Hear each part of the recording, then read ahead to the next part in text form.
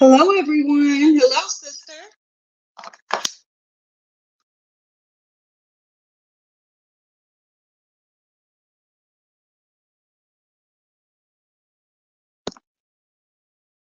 Let's see. How did my way out? Let's see. Oh, there we go.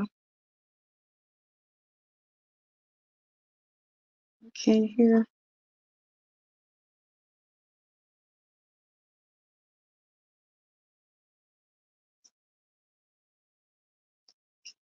Let's see.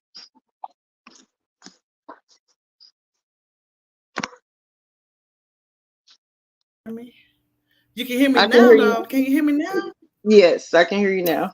But I can't hear you. You can't? That is so weird. Hello. I can't hear you. Well, I see 8 people watching. Who's in the building? that is so weird.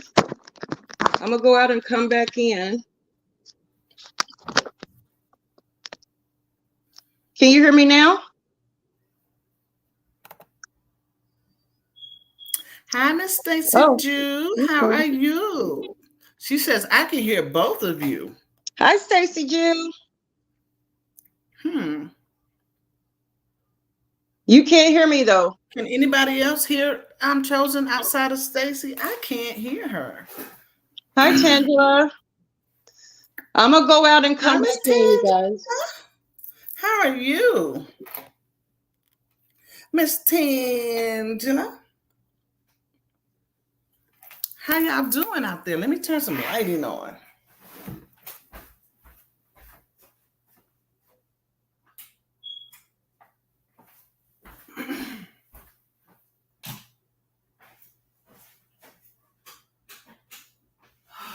Oh, I turned it back off.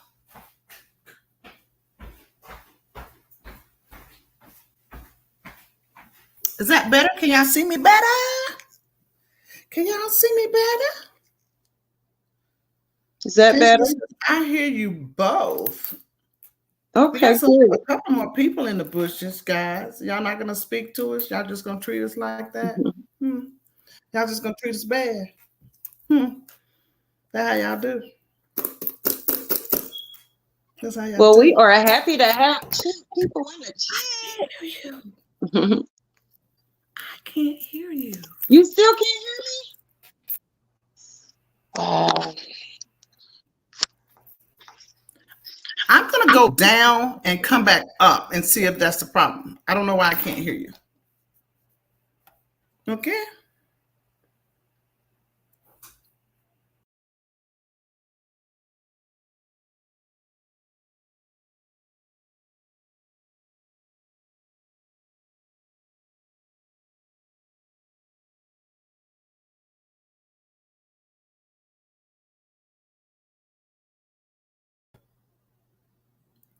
Can y'all hear me? Put a 1 in the chat if you can hear me.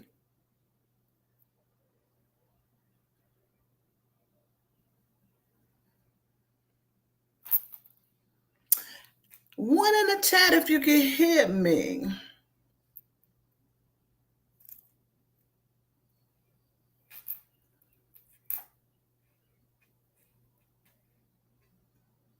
Okay, Miss Stacey Jew says she can hear me.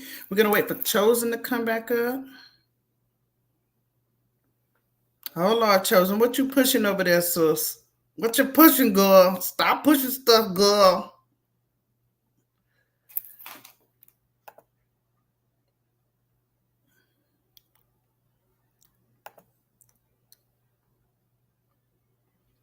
Mm.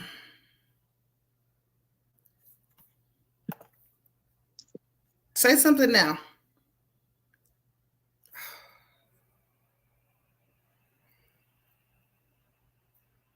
Hello.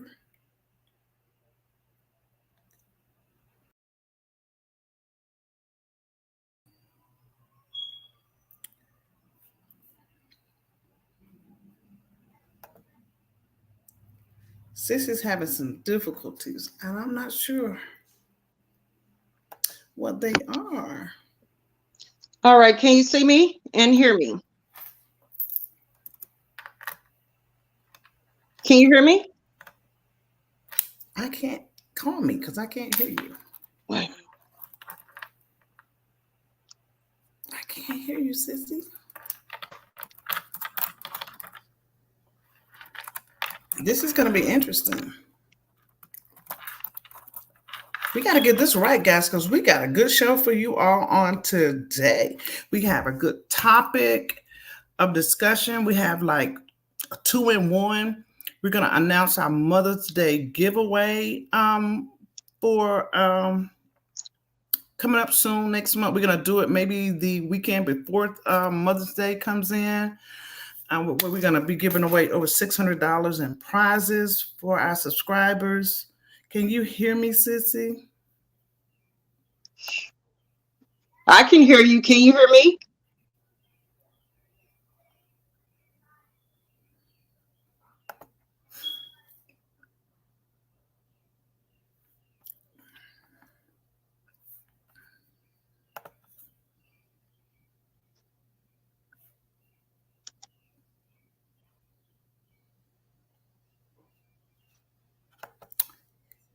Okay. You keep knocking yourself down. I don't know what's going on. You are in the settings and you are changing the don't press nothing, sissy. Let me get you right. Don't stop. Don't push anything, okay? I think I got it. Right. Can you hear me?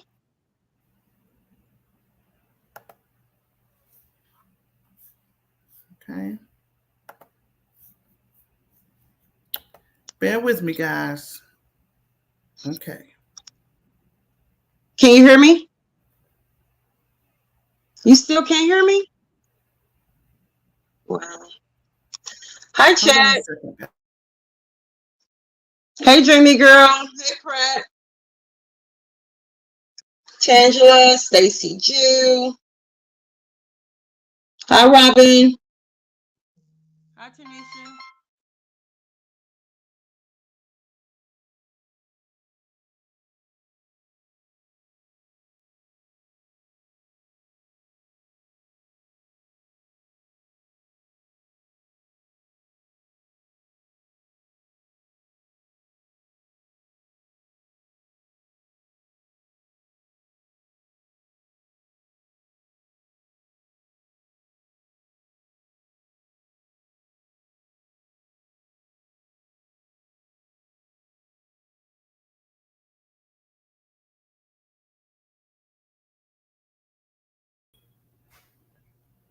Okay. How about now?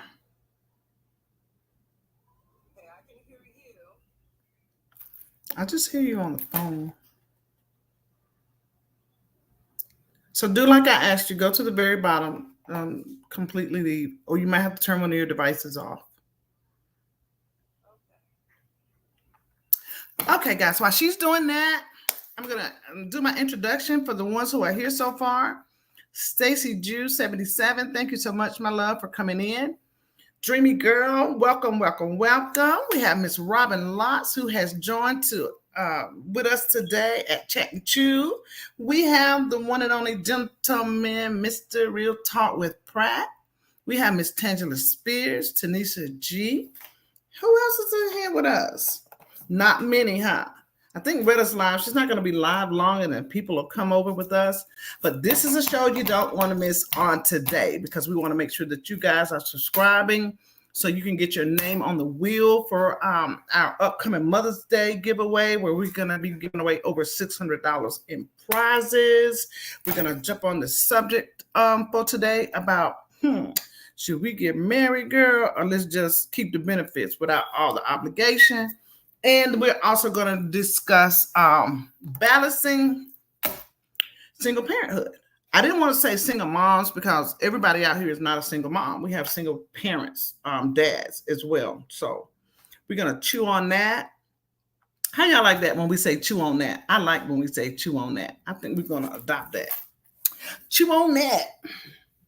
Min Lupad. Hey, my love. Welcome in, Miss Lupad. Chosen is having some difficulties that I don't understand, so we're trying to get that taken care of. And as we do that, we're also discussing some of the giveaways that we're going to have for Mother's Day. So you got to make sure you are subscribed. And we're not going to take anybody who jumps in at the last minute to subscribe because we know how long you've been subscribed. And so we want to be fair to the people who have really been rocking with us, who have really, really been rocking with us. And yeah, our topic for today is whether we are going to talk about, should we stay single or is there more benefits in being married and balancing the life of single parenthood. We know that could be a challenge because I've been there myself. I haven't always been blessed like I am now. I wish I would have had the blessings that I have now back then, but that's not how God saw it. So I got to roll with what God gave me. Okay. He said, later in life, you be blessed. Younger in life, you had to struggle. But I thank God for it all. Welcome in, Scorpio Goddess Latte. Welcome in. Welcome in. Welcome, Leland. Thank you for joining us on today's topic. I have a little display that I'm going to put up, but I don't want to start without Sissy.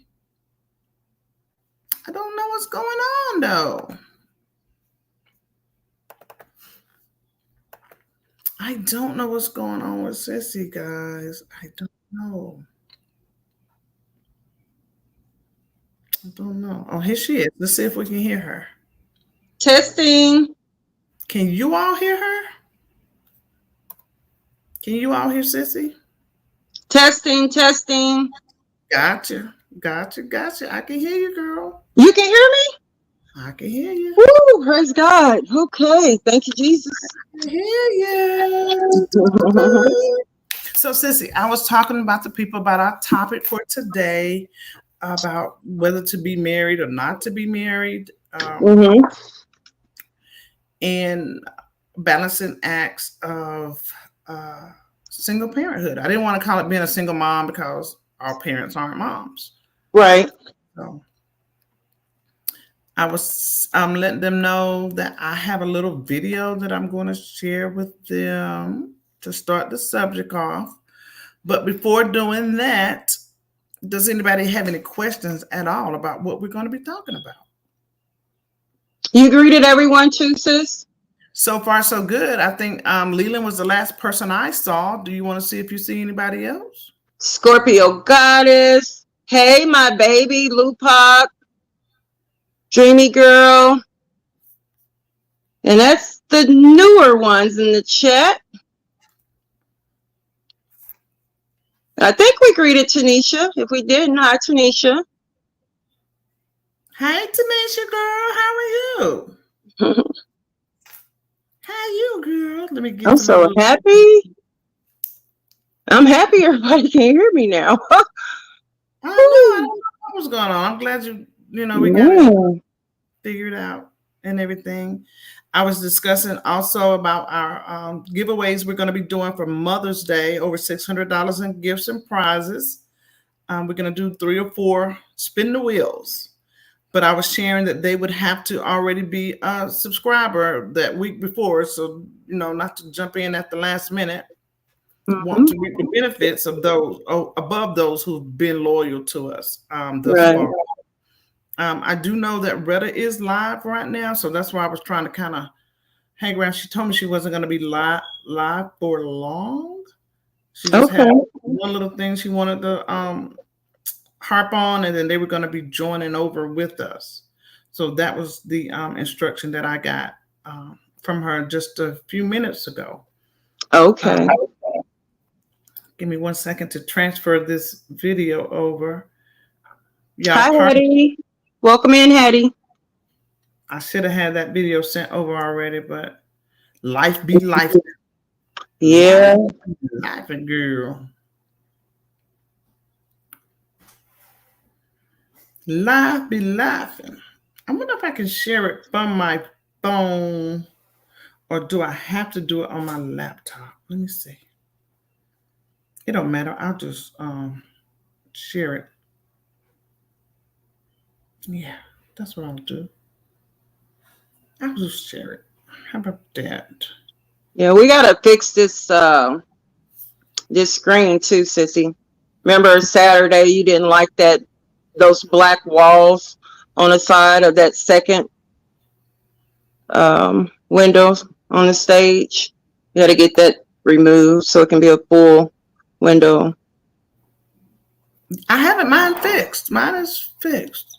Are If you you on your? go on that side, you're not going to be fixed. So it's something about being on this side of the screen. Mm-hmm. Yep. Hmm. Hmm. Hmm. But we'll worry about that offline. But I just wanted to put that mental note out there. Gotcha.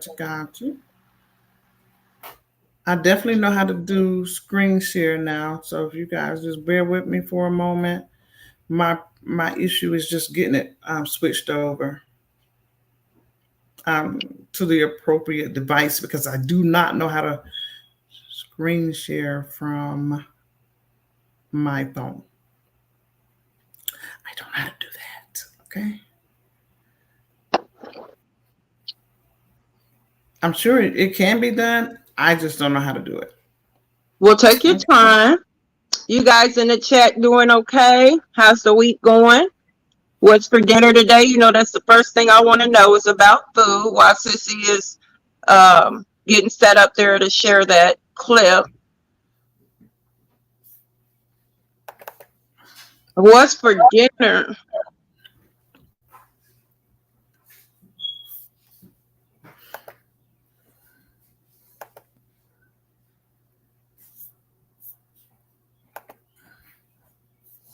Hey, Terry. Glad you can join us. Welcome in.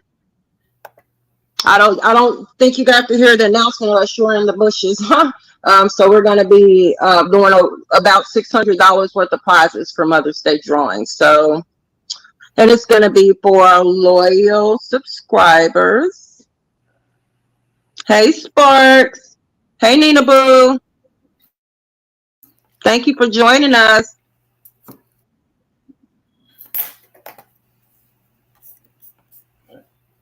You got it, sister? Yeah, I just want to make sure I'm sending the right video. I have two that I'm going to share, but not at the same time. So I'll start with one just to be able to get some input on what people think about this one in particular. Mm-hmm.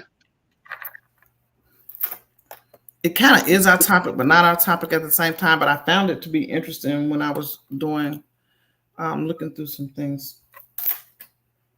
And this is so weird. Like, I don't have the option to chat either with the, well, maybe. To the top right side.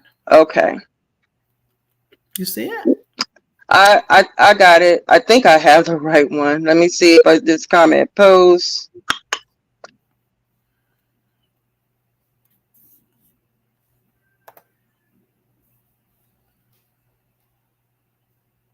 See, I go.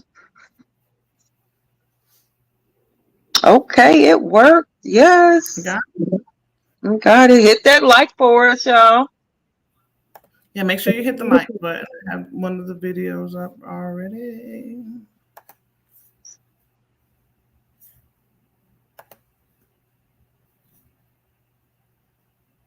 Lupac says, hey, my loves. And good evening to everyone in the chat. Pratt says hello to everyone. Leland says, hey. Scorpio, you ready to hear this message? I know that's right. And you're welcome, Hattie. All right, here we go. I'm getting better, guys. I'm not as bad as I was. I'm getting a little better. Getting a little better. Just a little better. Let me start her over.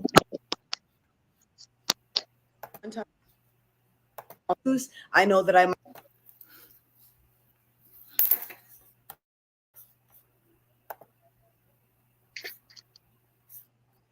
Oh, it went away. Hold on. I know that I might look a certain type of way, and I know that you might perceive me as all these other women. And it's hard to tell which women is wifey, which women want certain things. I can tell you right now that I'm looking for something that probably doesn't exist anymore, and that's love and loyalty. If you're coming on this side and you think I'm a playground and this is fucking a happy meal section and you're just gonna fuck around and leave, you might as well not even deal with somebody like me. I'm not here for a good time. I'm here for a good time and a long time, baby. You see what I'm saying? Like, I want to be a ride or die. I want to be with someone I could do their laundry forever. I want to be with somebody I can take care of, their heart, their soul. And I want somebody who doesn't give up and goes, I can find someone better. Because if you can, you might as well go out somewhere else. Because when I'm with you, you are better. You are what I'm looking for. I don't date to just, oh, let's see how this goes. I'm dating to marry. The next person I get with is forever. You're not leaving me because I'll find you. So if this is not something you want, please don't even start this ride up, baby, because you ain't ready. So I'm going to say this one time and one time only. I know I have tattoos. I know that I might look a certain type of way, and I know that you might perceive.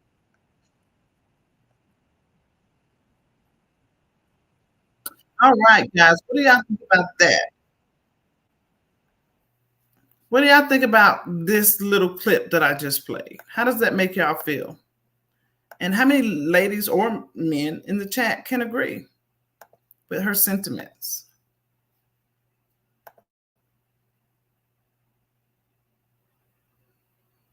Hi, Miss Amber and Nina Boo and Sparks. I missed you ladies coming in, so let me make sure that I am speaking. Hi, Ashley. Welcome in. Thank you for coming. Is there anybody in here who has the same sentiments as this young lady that we just played? Tasha Peoples. Thank you for coming in. She says, I like her honesty. Yes. She was spot on to me, but everybody don't feel the same like this young lady was speaking on. Right. Is there anyone else? She said the audio was cutting in and out for the video. So let me redo it, okay? Because I want everybody to be able to hear what she was saying. Hey, Ashley, I think my mic was muted. Hi, Tasha. MM. That MM sticking, right? She can't get away with it. Okay, let me share it again.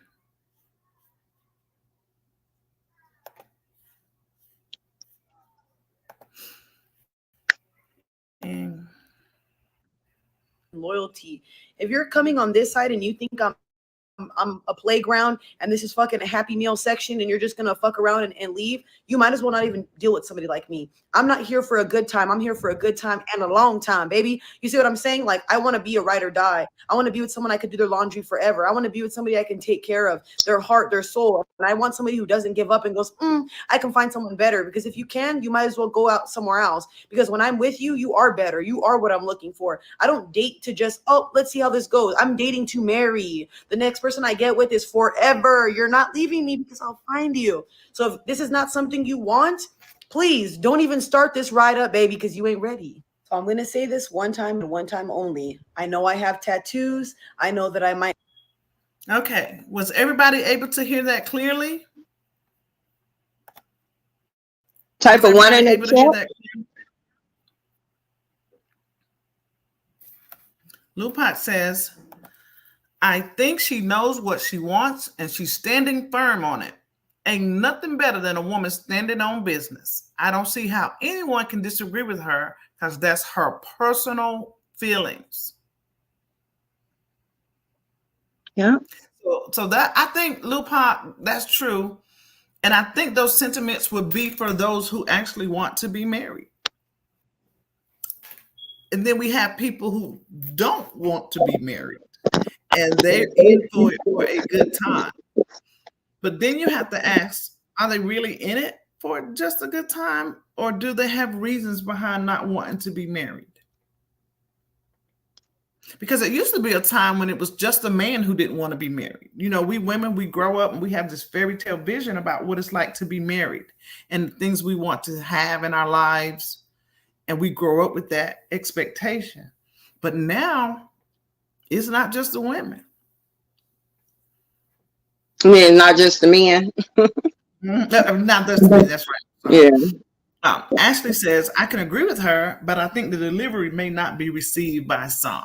And correct, Ashley. If you notice, one of the first things she said is, I have tattoos. She was like, I have tattoos. So don't get it twisted. So, she was going, I guess, to say, don't judge me by what I look like on the outside, because I have a lot of substance on the inside. And I can agree with that too. Tasha says, I'm not sure if she'll find, I'm not sure if she'll find that in the type of man that she'll attract with her approach. OMG. Like. Yeah. Yeah. Because a lot of times when you come off like that, the man don't want to hear what you got to say anyway. Mm-hmm.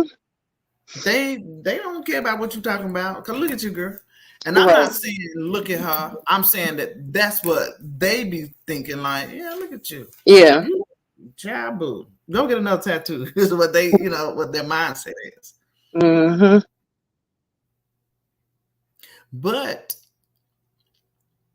I have seen some women with that appearance be some of the most loyalist women around.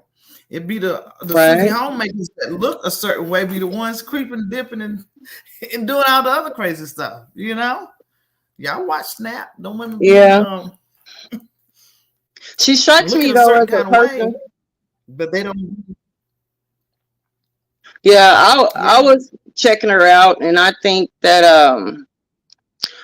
some men, I don't want to say all, but more so what's important for her is that she makes sure that actions coincide with words when she does date a man, because she can tell him that all day long and he's going to agree, like, okay, if he wants to be intimate with her, but as long as she don't rush, and she give it time, I think what she's saying would be okay. Yeah, Lupac says, don't mean it and play games with your feelings. I was listening to another story this week. I can't remember that man's name, but he's a pastor. He was just talking about with his wife. They had been together for some time before they were married, and he didn't think his life was going the way he wanted it to go. So he told her, he had to hype himself up to say, look, I don't want to be married. And he was prepared for the worst, that she was going to be like, you know what? And da. But instead she just says, okay, or that's fine. And in her saying that, they went their separate ways with no contact. And he had heard through the grapevine that she had moved on with a professional baseball player, a multi-millionaire. Said he was visiting his mom one day, and the mom was like, I can't remember the wife's name, but called the wife's name and said, where is she? And he was like, we're not together anymore, Mom. And he was like, Mom told him, that's your wife. And he was like, that ain't my wife. I let her go. So he went into prayer about it, and God had told him, that's your wife. Mm-hmm. He said some time went by, he called her, and she agreed to take him back. Now, mind you, she has this multimillionaire guy that she's had been on his arm for some time. And he knew that he couldn't compete with that. Like he said, he knew he couldn't compete with that. Right. But when God gives you a thing and he tells you a thing, it don't always plan out like we want it to. Mm-hmm. But it works out. So anyway, nonetheless, they got together. She let the other guy go, and now they're doing very well for themselves, so on and so forth. But speaking on that, and I don't want to get too far off topic, but it just took me back to about, how we be so blind to what we have access to. Because if they would not had ever separated, they wouldn't have knew what they were missing. They wouldn't have knew, because, too much access is always a good thing. Like the Empire State Building. If you stand up on that building, you don't even know exactly how big it is or how great it is. But once you step back from that building, you get the whole everything. You can see it Right. all. Yep. And a lot of times I say that came to mind because when we're making decision-making plans, sometimes it's best to step back and get the whole picture, because a lot of times women just want to be married, but the man is thirsty. The woman is hungry, but the man is thirsty. Now, in some cases, it's opposite, where the woman might be thirsty and the man is hungry. So the difference that when I speak of being thirsty and hungry, we don't look good thirsty, y'all. When we thirsty, tongue hanging out your mouth, aspirating, looking crazy, but you can move along hungry. You'll be hungry. Nobody not know you're hungry, but get thirsty. Everybody knows thirsty. I know that. Everybody knows you're thirsty, but when you're hungry, you want to be full. You want substance, something that's going to sustain you and hold you over. But when you are thirsty, you just looking to quench that thirst. Yeah. Get it over. Tongue back in your mouth from hanging out, and you move on. But we live in a society today where that has changed as well, where we got a lot of thirsty women who want to be a trophy, and the man is looking for substance. So then we get to the part about, well, is it best just to be in a relationship without substance? Without the vows and the ring and the crowd and the people and the do's and the don'ts. So what do y'all think about that? Because I'm a person who believes that the man pursues the woman and the woman approves. So I say he pursues and she approves. So what do y'all think?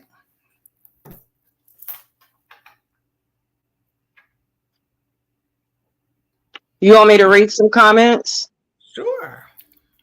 Absolutely, girl. Why not? Okay, so Dreamy says, I think she is serious about how she feels, but it depends on the guy she is dating. It might scare them off and sound like she's okay with that. Ashley Chat said delivery definitely matters. And Dreamy Girl says she definitely agrees about her delivery, agreeing with Ashley. Lupac said, you got to read the first part of my statement, Mrs. White. That was just the end because I couldn't fit it all out. Go find it for me, sissy. I'm sorry, Lupac. I didn't know. I didn't see it, girl. I didn't see it. Hey, Andrea. Hey, Gloria. Hey, Miss Lady. Stacy Jew says she believes a man should pursue and just, let me start over. She believes a man should pursue and the just position herself to be found. And I'm assuming she's saying, and the woman should position herself to be found. The man should be positioned to pursue a woman. I can definitely agree with that, because a lot of men are pursuing women and have nothing to, under his belt as far as little as even a home, or something as simple as transportation to be a provider of a woman. And the woman, I guess, I would say I definitely understand what you're asking, Stacy Jew. Hi, Mrs. Phelps. How do you feel about that? As far as what Stacy Jew is saying, like the man should pursue, woman should position herself to be pursued or to be found.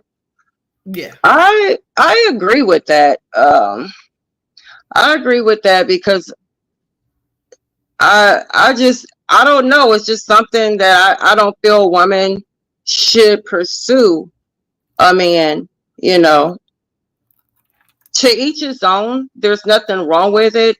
Women pursue men on the sly, on the quiet, not so obvious. Women got game too.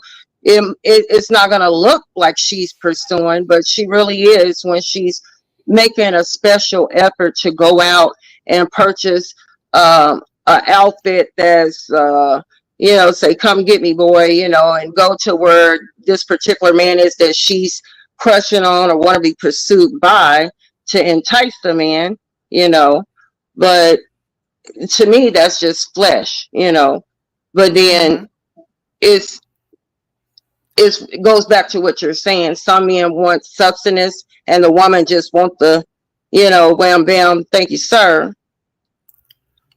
and vice versa. Me personally, sister, I'm not pursuing no man. I'm not.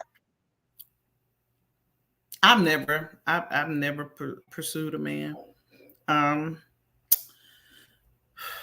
believe a woman should be found, but I don't judge anybody who don't think that, because to Right. each is.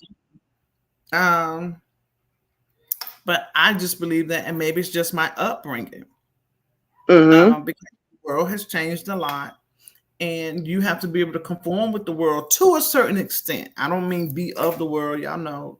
It's in the world and of the world. But you have to position yourself for a lot of things that you see.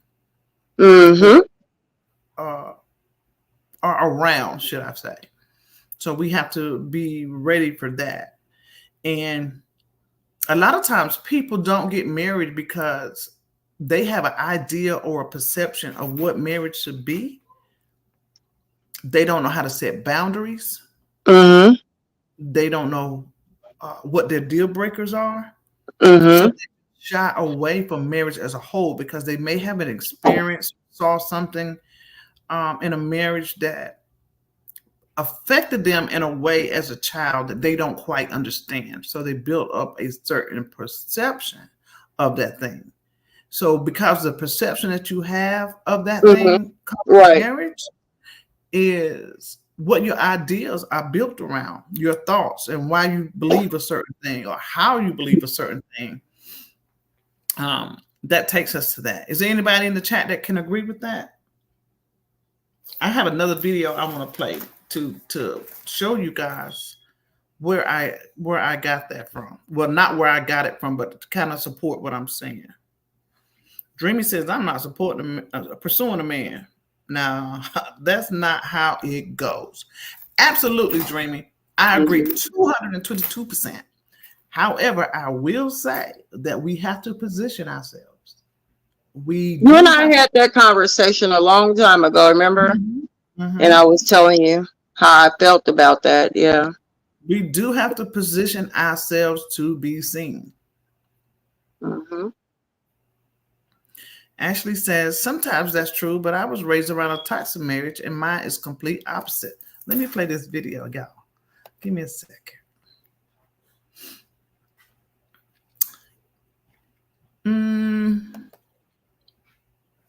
That's not the one I want. That's not the one I want. It's a little short video, about 5 minutes long or so. Let me get to the right one. Hey, Bronx girl. Hey, Brittany. Thanks for joining us. As the people come in, Sissy, can you let them know about our giveaways we're going to be doing the week before Mother's Day? Okay, so for everyone that came in a little late, we're going to be giving away, we're going to spin the wheel 3 times. We're going to be giving away approximately $6 worth of prizes and gifts. So this is going to be for our supporters that's been with us since we did our soft live. So just to give back, and this will be a week before Mother's Day, the weekend before Mother's Day. Not necessarily our soft live, but I just don't want people jumping in the week before the giveaway, a couple of days before the giveaway to say, hey, I'm subscribed. Because that would not be fair to the people who's been there since the beginning. So that's all I was saying. Like, let's just not do that to our people. That's all. Yeah. I don't want to do that to our people. I'm not putting the opportunity, Okay. All right, here we go, guys.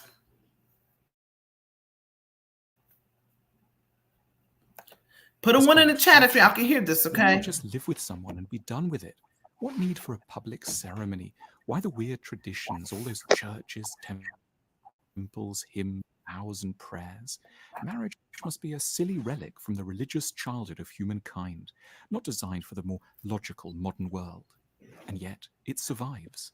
The essence of marriage is to tie our hands, to frustrate our wills, to put high and costly obstacles in the way of splitting up. Why do we do this? Originally, we told ourselves that God wanted us to stay married. But even now, when God is not invoked, we keep making sure that marriage is rather hard to undo. For one thing, you carefully invite everyone you know to watch you say you'll stick together. You willingly create a huge layer of embarrassment where you ever to turn around and admit it might have been a mistake. Furthermore, even though you could keep things separate, marriage tends to mean deep economic and legal entanglements. You know it's going to take the work of a phalanx of accountants and lawyers to prise you apart. It could be done, but it will be ruinous. It's as if we somewhere recognize that there might, rather strangely, be some quite good, though uncomfortable reasons why making it difficult to split up a union can be an advantage for its members. The marshmallow test was a celebrated experiment in the history of psychology, designed to measure children's ability to delay gratification and track the consequences of being able to think long term. Some 3-year-old children were offered a marshmallow, but told they would get 2 if they held off from eating the first one for 5 minutes. It turned out a lot of children just couldn't make it through this period. It was too tempting. The less immediate benefit of gobbling the marshmallow in front of them was stronger than the strategy of waiting. Crucially, it was observed that these children went on to have lives blighted by a lack of impulse control and fared much worse than the children who were best at subordinating immediate fun for long-term benefit. Relationships are perhaps no different. Here too, many things feel very urgent. We're angry and want to get out. We're excited by a new person and need to abandon our present partner at once. And yet, as we look around for the exit, every way seems blocked. It would cost a fortune. It would be embarrassing. It would take an age. This isn't a coincidence. Marriage is a giant inhibitor of impulse, set up by our conscience to keep our libidinous, ungrateful, wild, desiring selves in check. What we're essentially buying into by submitting to its dictates is the insight that we are, as individuals, likely to make very poor choices under the sway of strong short-term impulses. To marry is to recognize that we require structure to insulate us from our urges. It's to lock ourselves up willingly because we don't trust ourselves. It's a very unusual marriage indeed, in which the two people don't spend a notable amount of time fantasizing that they weren't in fact married. But the point of marriage is to make these feelings not matter very much. It's an arrangement that protects us from what we desire, and yet know, in our more reasonable moments, we don't truly need or even perhaps want. At their best, relationships involve us in attempts to develop, mature, and become whole. We often get drawn to people precisely because they promise to edge us in the right directions. But it's too easy to seem kind and normal when we keep going out with someone new. The truth about us, on the basis of which self-improvement begins, only becomes clear over time. Chances of development increase hugely when we don't keep running away to people who will falsely reassure us there's nothing too wrong with us. Over time, the argument for marriage has shifted. It's no longer about external forces having power over us. What we are correctly now focused on is the psychological point of making it hard to throw it all in. For the last 50 years, the burden of intelligent effort has been on attempting to make separation easier. The challenge now lies in another direction, in trying to remind ourselves why immediate flight doesn't always make sense. In trying to... Okay, I see y'all saying that y'all cannot hear the video. So what I'm going to do, I'm going to start it over, and I'm not going to play it. I'm going to leave it on the screen, but I'm going to play it through my second device so you can hear it loudly. Okay, my apologies. Were y'all able to hear it in the beginning? Because no one was saying anything.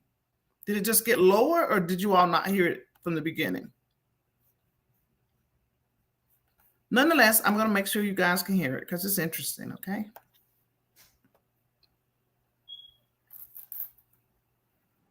It's tempting to... Why not just live with someone and be done with it? What need for a public ceremony? Why think of marriage as old-fashioned? Why not just live with someone and be done with it? What need for a public ceremony? Why the weird traditions, all those churches, churches, temples, vows, and vows and prayers. prayers? Marriage must Marriage must be be a a silly relic from the religious childhood of humankind, not not designed for the more logical modern world. And yet it survives. The essence of marriage is to tie our hands, to frustrate our wills, to put high and costly obstacles in the way of splitting up. Why do we do this?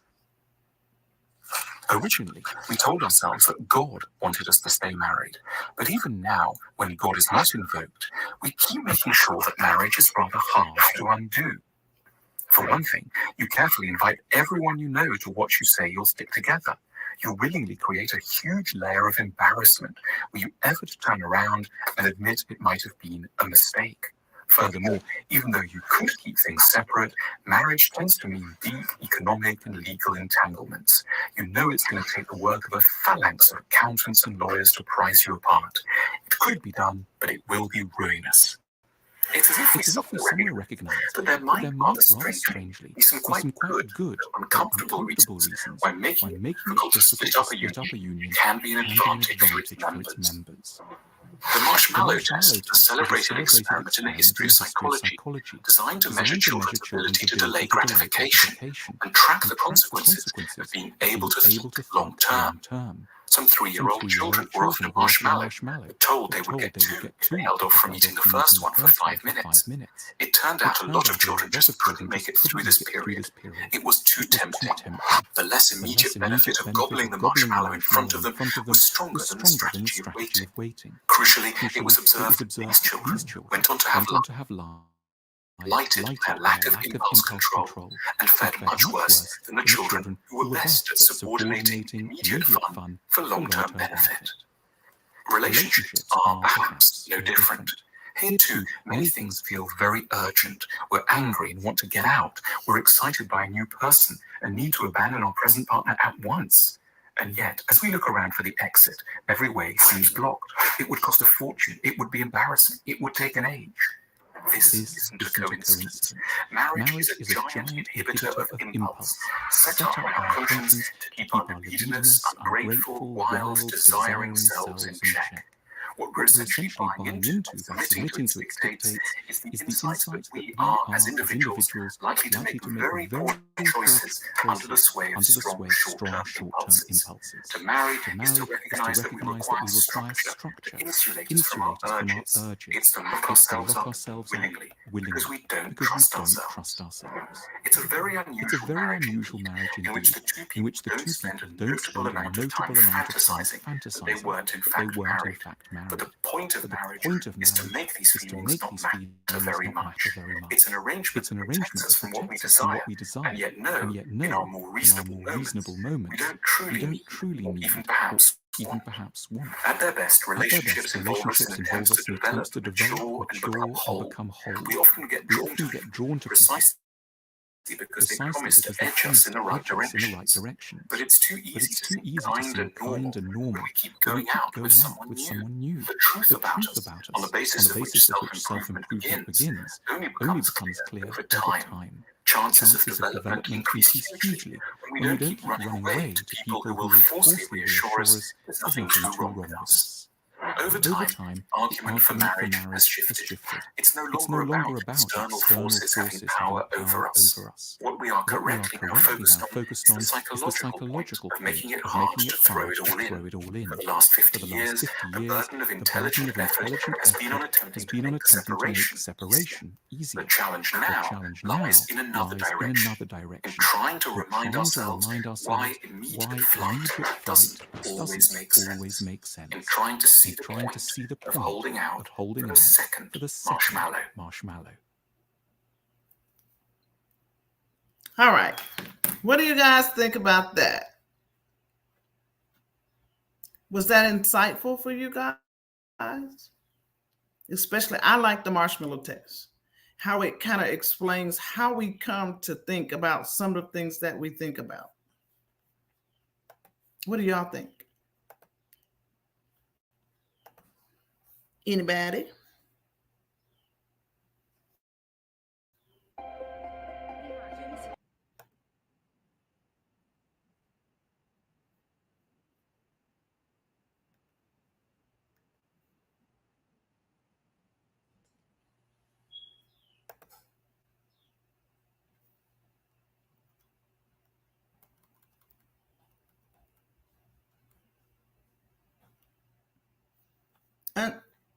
Take your mic off.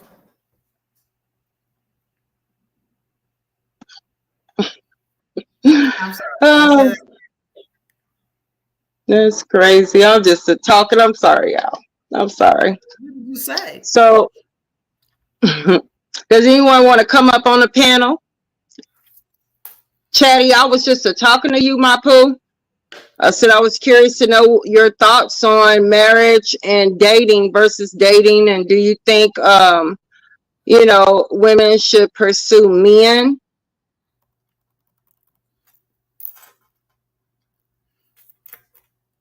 Anyone's welcome to come up.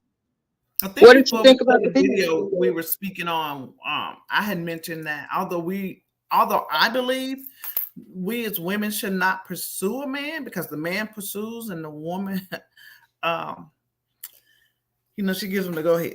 It's a little saying that, the old folk used to say, which I still believe it to be true to this day. The man pursues and the woman approves. But I do think as women, we are supposed to put ourselves in position to be seen. Y'all remember Ruth in the Bible? When her husband died, his mama was like, girl, we broke. I'm just, paraphrasing, guys. Right. We don't know what we're going to eat next week, honey. My son gone. He ain't coming back. You better get out there in that field so the men can see you. You looking good, Jabu. Get out there. Get what we need. Right. I'm paraphrasing, guys, but that's pretty much that sounds Yeah. So, we do have to put ourselves in a position, get up, make sure our hair is done, that we looking kind of cute, clothes right, and go to the kind of places for the man you want to meet. Because you're not going to meet your husband in the club. Let me tell you, you can meet your husband in the club, baby, but don't expect husband material. Now, it does happen. It does happen, but you have to go. Look, I used to tell people, go to the grocery store. Look for the man that's buying one piece of meat. One, a small pack of meat. Them small little single sizes. Look for that thing that picks up the small mini can of corn and greens. That's how you know when a man is really single, he's really not entertaining anything else, and you might get a shot. And if I've not learned anything, guys, is the type of man that we want may not always be what's best for us. That's why I played that video, because we get this in our mind from childhood. Yeah, we end up marrying something that we don't even like because we don't even know what we like. We just have this stereotypical thought process that's been put in our minds since little girls, fairy tale, little princess skirts and the little one, ting, ting, ting, and we want the white picket fence with 2 dogs and a girl and a boy.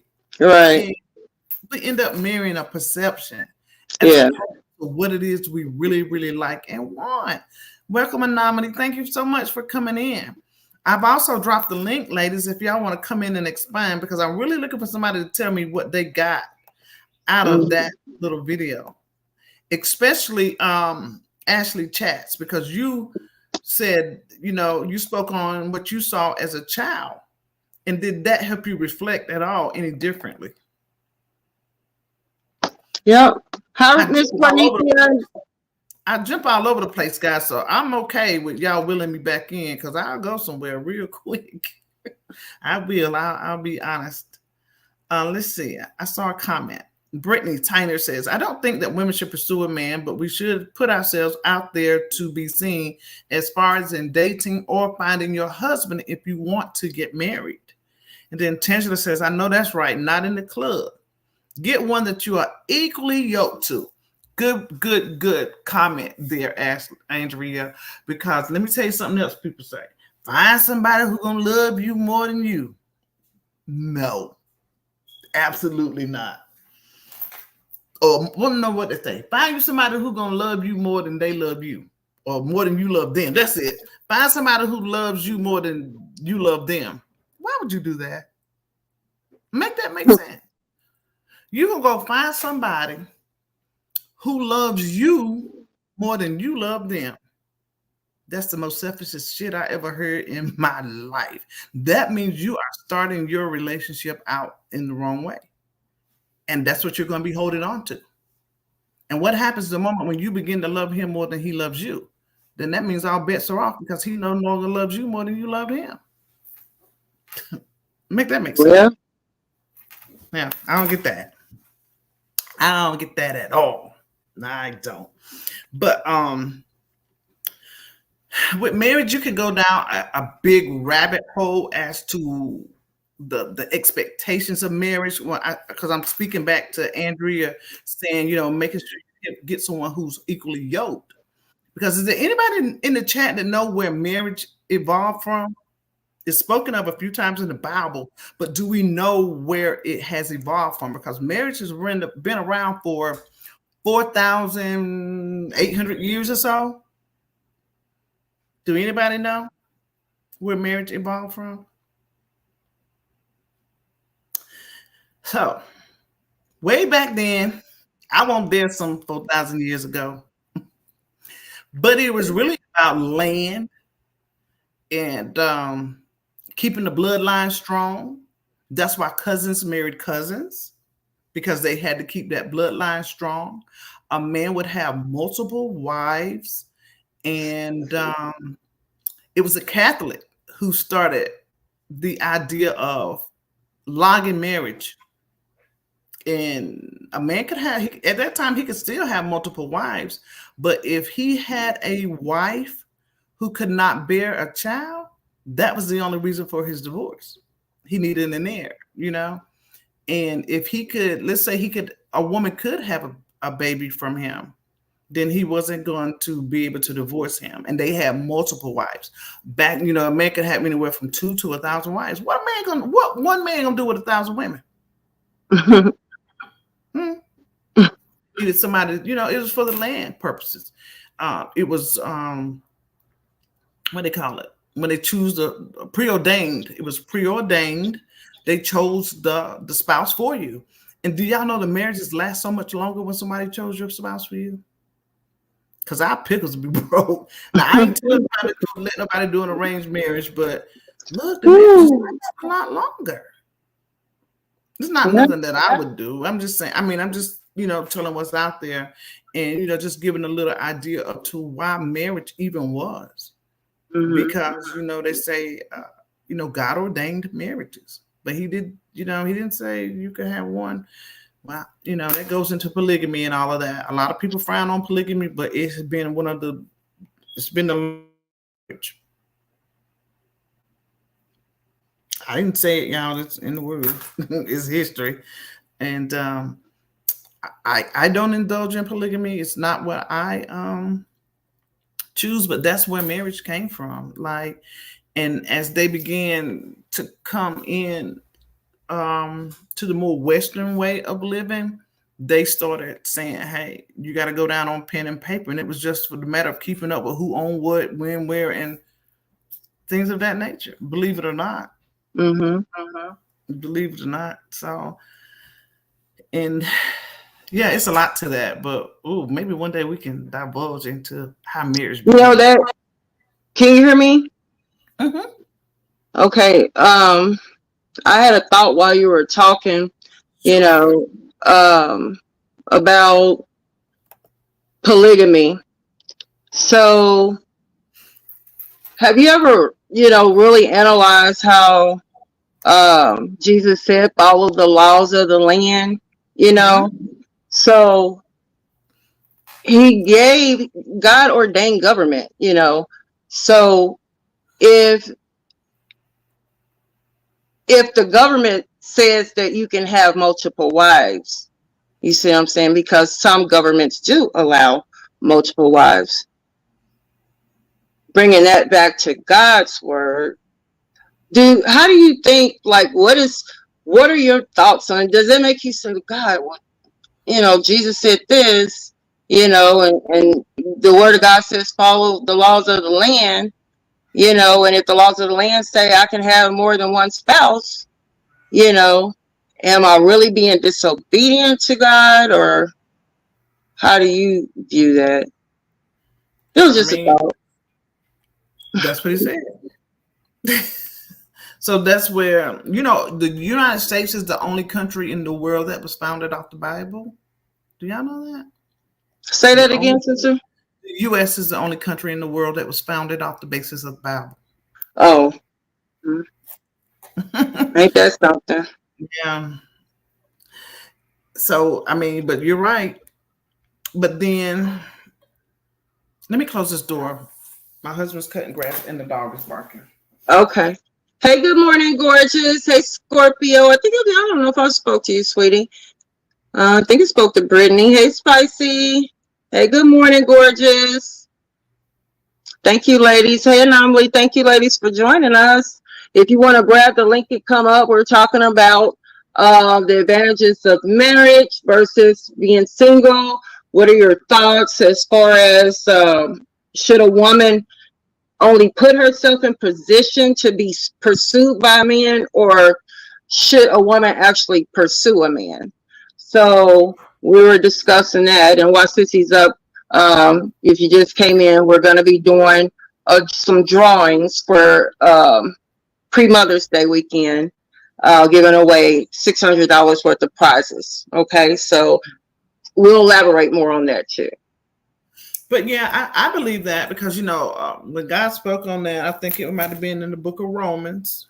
And Romans is definitely New Testament. Mm-hmm. And because I don't want to get off topic, but a lot of things that were said in the Bible were under the Old Testament. And people will still follow that. And we don't live in an Old Testament world, guys. We live in a New Testament world.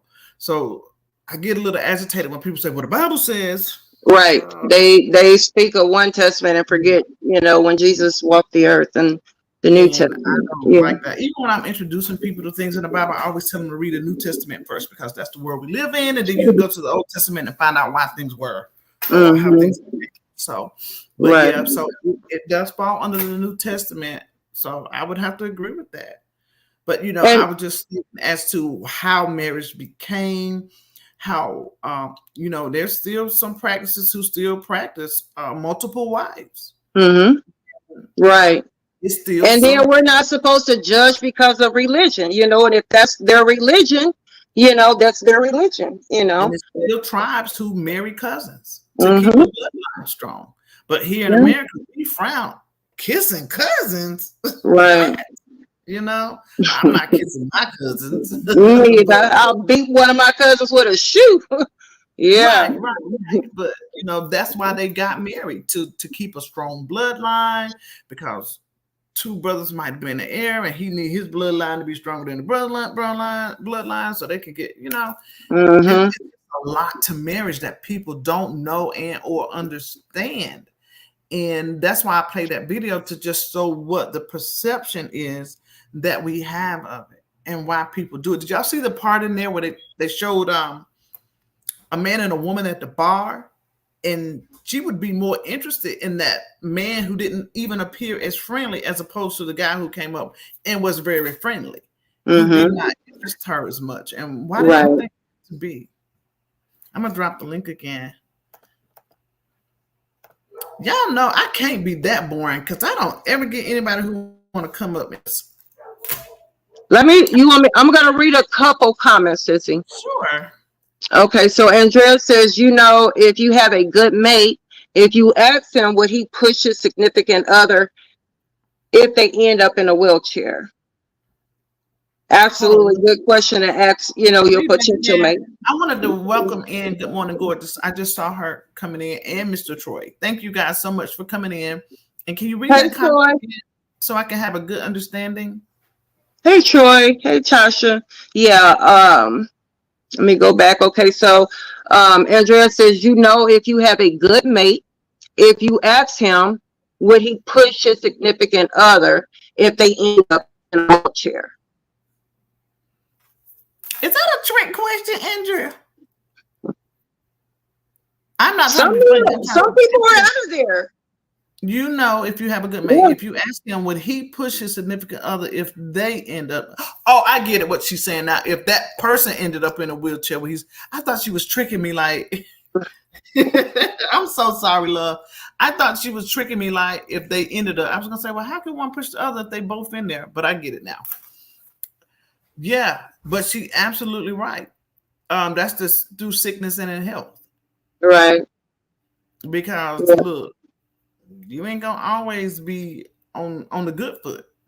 Right. You won't always be on the good foot. Like y'all look at me now. Right. I have walking canes, easily accessible. And this is something y'all don't know about me. Let me grab one right quick.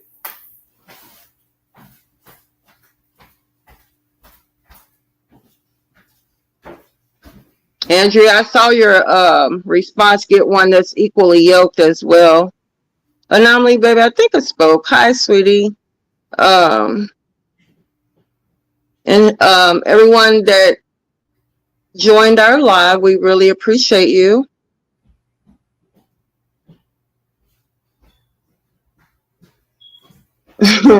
Lupa, you came up to congratulate us. That's it. You have not been back up since, I don't think. Unless, I don't know. Was it for the Zodiac thing? No, you didn't come up. No, you've been up once, Lupa. Y'all see that? I have a walking cane in upstairs, downstairs, on all 3 levels of the house, and in every vehicle. Yeah, because I'm a lupus patient. And I have good weeks and I have bad weeks, right? Mm-hmm. And when I first married my husband, I worked. I made good money. I worked. I was a dispatcher through OnStar. I worked. I was fit, like all of the above. And then I started getting sick. I started having seizures, and I had fell down the stairs, and I just would not get better. I started having seizures, and they could not understand why I was getting worse instead of getting better. Only to find out that I had lupus, and I did not know it. But my health was not good at all. I was walking with a cane. I was limp. I could barely move my back. I mean, I was just in agonizing pain all the time. Mm-hmm. And we were probably 3 years into the marriage. I still looked at us like newlyweds. You know, I don't want to toot my own horn, but I got a very attractive husband. You know, he's put together well. He's fit. And I was like, this man gonna leave my ass. I done got sick. But let me tell you something. That man was so very attentive, not only to me, but my needs. He would pick me up and carry me if he had to. And I'm better now. I'm much, much better now because I changed my regimen. You know, y'all hear me talk about the black seed oil and all of that. That's why I harp about it so bad, because I know it works. I know firsthand that it works. But I'm saying all that to say, like, through sickness and health, because that man could have been on to the next. He could have been on to the next. But he didn't. He stayed there and he got me back. He started researching, finding ways to get me better and all of that. And he was there. And, you know, back to Andrea's comment, a lot of people don't understand sickness and their health. They say, I didn't sign up for this and I'm out. Welcome to the stage, Andrea. Yeah, welcome, Andrea. Hello, sisters. How are you? Well. Thank you so much for coming up. Well, I wanted to come up because I wanted to give you a better clear of what I was saying. You know, it's harder to type it than to say it. But no, you asked that question before the I do's. That's when you know that you have the right mate. That's like a trick question, you know, into the dating process. You ask them if they would, you know, if something wishes to happen to, you know, their significant other, would they, you know, stay and, you know, that person end up in the wheelchair, would you be willing to push the chair? You know, if they tell you yes, or if they hesitate, you know, then you know, because like you said, things happen. You can be one way, you know, going into the marriage and boom, something happened. I don't know if you're familiar with this one couple that's on YouTube. No, they're on YouTube and Instagram, but I follow them on Instagram. His wife had a stroke. And they're kind of and when I tell you that is an awesome man, and if he don't receive his reward down here, He's definitely going to receive it in the kingdom, because when I tell you, he's awesome. Awesome. Because you ever heard the story, how it became? Well, I'm not for sure how she suffered the stroke. She was a community advocate. Like, she worked a lot in the community and all of that. And he's a nice looking man. And when I say he loved his wife, baby. And I don't know if you saw them a couple of days ago. He posted a video. She told him to leave. Like she was telling him he didn't have to stay, being because the way she was. I guess she was saying he a nice looking man. He got needs. And he was like, I'm not leaving you. That's not even an option. And he's a nice looking man too. Yes, because she's starting, to kind of talk a little bit, She's it getting takes better. a while to get her words out, but and we all know, well, I know for me and my, perception, that the number one key to healing is the power of prayer and therapy. With those two things, it's just bound to, for recovery. And I'm speaking from experience with my daughter. The only difference with my daughter, she never had corporate prayer. Never had corporate prayer. She had the intercessors when she first took sick from my church. But after that, there was never, even in the church, which, I'm not going to down my bishop. He's gone now. But even with him, he never came to the hospital. He called me on the phone. He prayed with me, but he sent his intercessors. But he never asked the church for corporate prayer, and I never understood it. And that's what, I was like, well, maybe because I'm not in the clique. But my daughter was part of the youth ministry. She was part of the youth choir. But he never asked for corporate prayer. And so I feel that without that, she kind of didn't get the full coverage of the prayers, but because I'm going to talk about this other movie too. I know I'm probably rambling on, I'm all over the place, but this one movie is called Breakthrough. See if y'all can look it up on Tubi. I watched that movie the other day. I came across it. I wished I wouldn't have watched it because it got me in my feelings, but that mother, when I tell you, she was me to the T.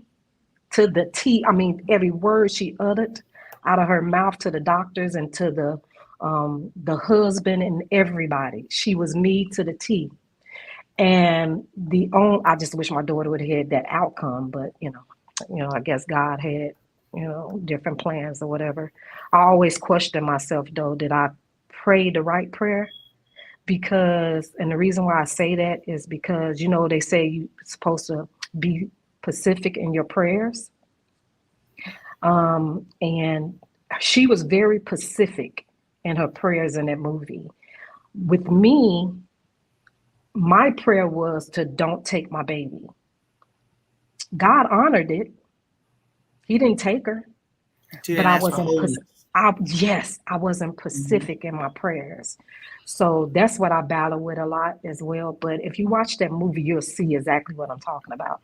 Okay. But just in general, like I say with that guy, if you give your significant other a trick question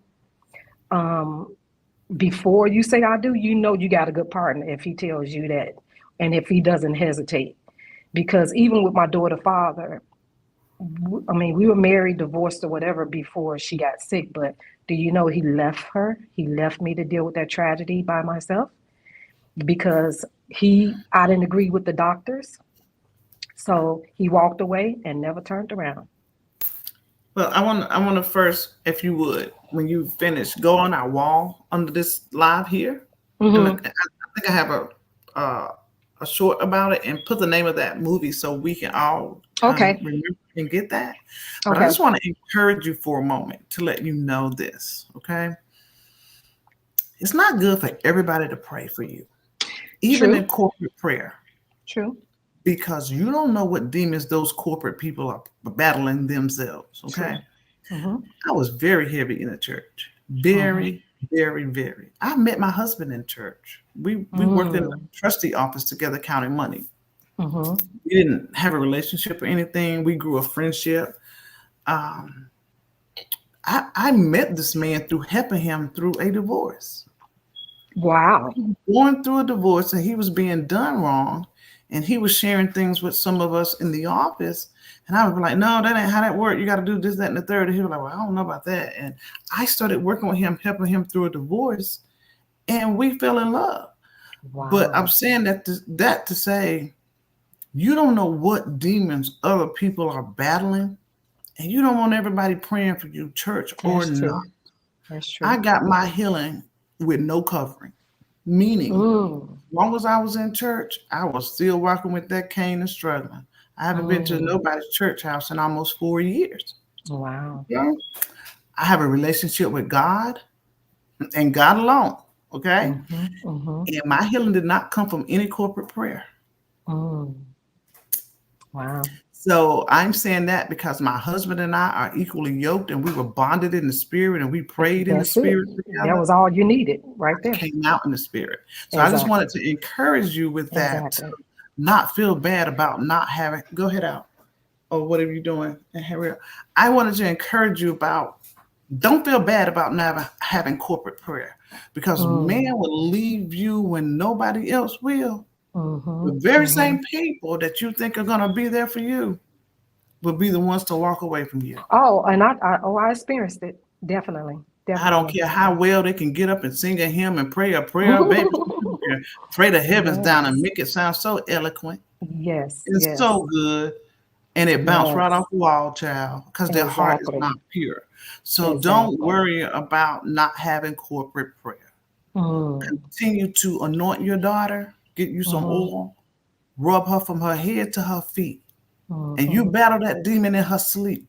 Because whatever it is that has her afflicted, it's going to fight you back. Right. But baby, when the body's asleep, it can't fight you back. It's not that.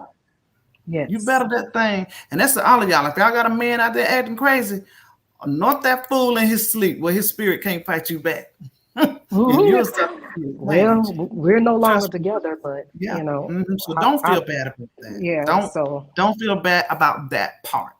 And just know that God is, and He supplies all of our needs. And it don't come when we want it. But I'm a walking, living, willing testament between prayer and my soulmate and that black seed oil girl. I can run 2 miles. I can run 2 miles. But now some mornings I get up, I'm moving real slow. And the kids like, get your cane. I'm like, I don't want that thing. And a couple of hours later, I'm okay. Yes. A couple of hours later, I'm okay. So my skin looks so much better. I use rich products now, and that's helping a lot. I got the little glow. Rich Media Talks. Yeah. Okay. I use her products. Okay. So just know that in God's timing, He'll give us everything we want, need, and desire. Even that husband we waiting on. Okay. Even that husband. Because when me and my husband got married, we tried to make sure that we were right. Because we kept saying, well, maybe we tricking each other, because you remember how I told you how we got together. And we was like, we went on a fast, and we were on a corporate fast in the church, and we weren't supposed to. In our church, we didn't just fast from food. We would fast from, we've learned how to go without food. So when you're fasting, I don't want to get too far away, guys, but we would fast on things that we really liked. Like, let's fast from social media. Let's fast from TV, things that will really affect our lives. And this particular week, we had a month of fast. And this particular week, we were fasting from the telephone. And we had been talking every day. We were getting more serious, and we had been talking every day. And we were on a corporate fast from the phone. And I'll never forget it like it was yesterday. He called me. He said, I know we ain't supposed to be on the phone, but I just got to tell you. Oh, let me back up because I'm going too fast. During the fast is when we decided that we would not be so interactive with each other. We would use this time on the fast to, make sure that it was real. And when we got to the week of the phone, he called me. He was like, I know we ain't supposed to be on the phone, but I just want to let you know that God already revealed to me that you're the one. And I was like, oh my God, he told me too. And then we hung up. So we had to wait till we saw each other in Bible study that Wednesday, to talk again. But he couldn't hold that like he wanted to let me know. So that's why I say, just just to make sure. You have to line up, make sure you're equally yoked in your finances, in your spirituality. Do you want kids? Do you not want kids? You got to know what your deal Exactly. breakers are. You got to know what the boundaries are. A lot of people don't know how to set boundaries. They don't know what they mean. They don't know how to begin. The example I give to people is, your mailman is supposed to come on your property every day to deliver your mail. That's a given. But baby, when he start trying to walk past your threshold, he is now out of order. So, Right. Find your boundaries and stick to them. And stick to them. And when you're not sure, turn your plate over, i.e. fasting is what I mean. Asking those trick questions or even those hard questions. Because like you said, ask him, will he push you in a wheelchair? Some will say yes until they actually have to push you in a wheelchair. You got it. Because you probably never thought in a million years that man would walk away at the moment that your child was sick. When you needed him the most. Exactly. People are not cut out for everything. Yep. They are not cut out for everything. But to walk away, it's okay to not have to, because, even with her friends, it was hard for them to see her because she was the energetic kid. She was the kid that they would be quiet. She was all the energy and everything. So to see her not being able to respond back to them, talk to them and stuff, it was hard for them. So a lot of them wouldn't come over because they couldn't take this, seeing her like that, and I understood that, so, but a parent is totally different. You know what I'm saying? So to walk away, and the last time you saw her, she was on life support, and not be interested of ever seeing her, to me, that's crazy. That's out of sight, out of mind is what happens, though. Just to be honest, out of sight, out of mind, and that's kind of how people operate. Yeah. And even with me, when me and my first husband broke up, I could not understand for the life of me how did this man go from loving these kids so much to we're not together, and you won't even call them. Wow. You wouldn't do nothing. I don't get it. I didn't understand that, but I still don't understand. The kids are grown, and I still don't understand it. But I adopted the mentality like, look, rascal, F you. And the horse you you're mad at me. Don't be mad at me. Be mad at your mama because she one had you. I didn't have you. So, don't be mad at me. I want to see your name in the mailbox on a check. I don't want to see your face anyway. I went there. But that's what I had to do to be able to move on. Yeah, and that's what I did. And that's true. Sometimes we have to put ourselves in places that we don't want to be to get the outcome that we need. You're right. And what keeps me going and not focus on him or even, even challenge him on anything is me just saying that God said, vengeance is mine. And eventually he has to answer for what he didn't and did not do. Nothing I can do or say or, to him would be, nowhere near what God got for him. And my take on it, even though he's up, he's, traveling, he's remarried. I just look at it that, I don't wish nothing bad on him, but I just say he's going to leave this world suffering because he's going to have time to think about it, Well, he may, Andrea, and then he may not. Do he have other children? But he has a new wife now, right? Yeah. His suffering may come through her. You don't know. Yeah. Sometimes we think people have gotten away with things and they haven't. Yeah. They really haven't. He lost a son. He lost a son, his first child, but they suffer in ways unimaginable to us. Ways unimaginable to us. People suffer. They'll walk around and try to make you think that everything is hunky-dory, but it's not. Yeah. But that's what keeps me not, even focusing on them or get angry to where I'm reacting to them or anything like that. So, but that's basically what I was just trying to say. We just got to be careful. And now from this point on, I just figure God would literally have to, come down and say, baby girl, I blessed and anointed this man for you. Because other than that, you can keep him. I've had my share. So you're saying now you've given up on love? I wouldn't necessarily say that. I'm kind of stuck in between. I'm just real careful now because that wasn't my first rodeo. You know what I'm saying? So, And you should be careful. um, I'm going to yeah, advise that you should be careful. But I will say, you know, in the word where it tells us what God put together, let no man put asunder. exactly, You have to make sure it was God. So, exactly. you know, even if you Yeah. think back to your 2 previous marriages or relationships, Hmm.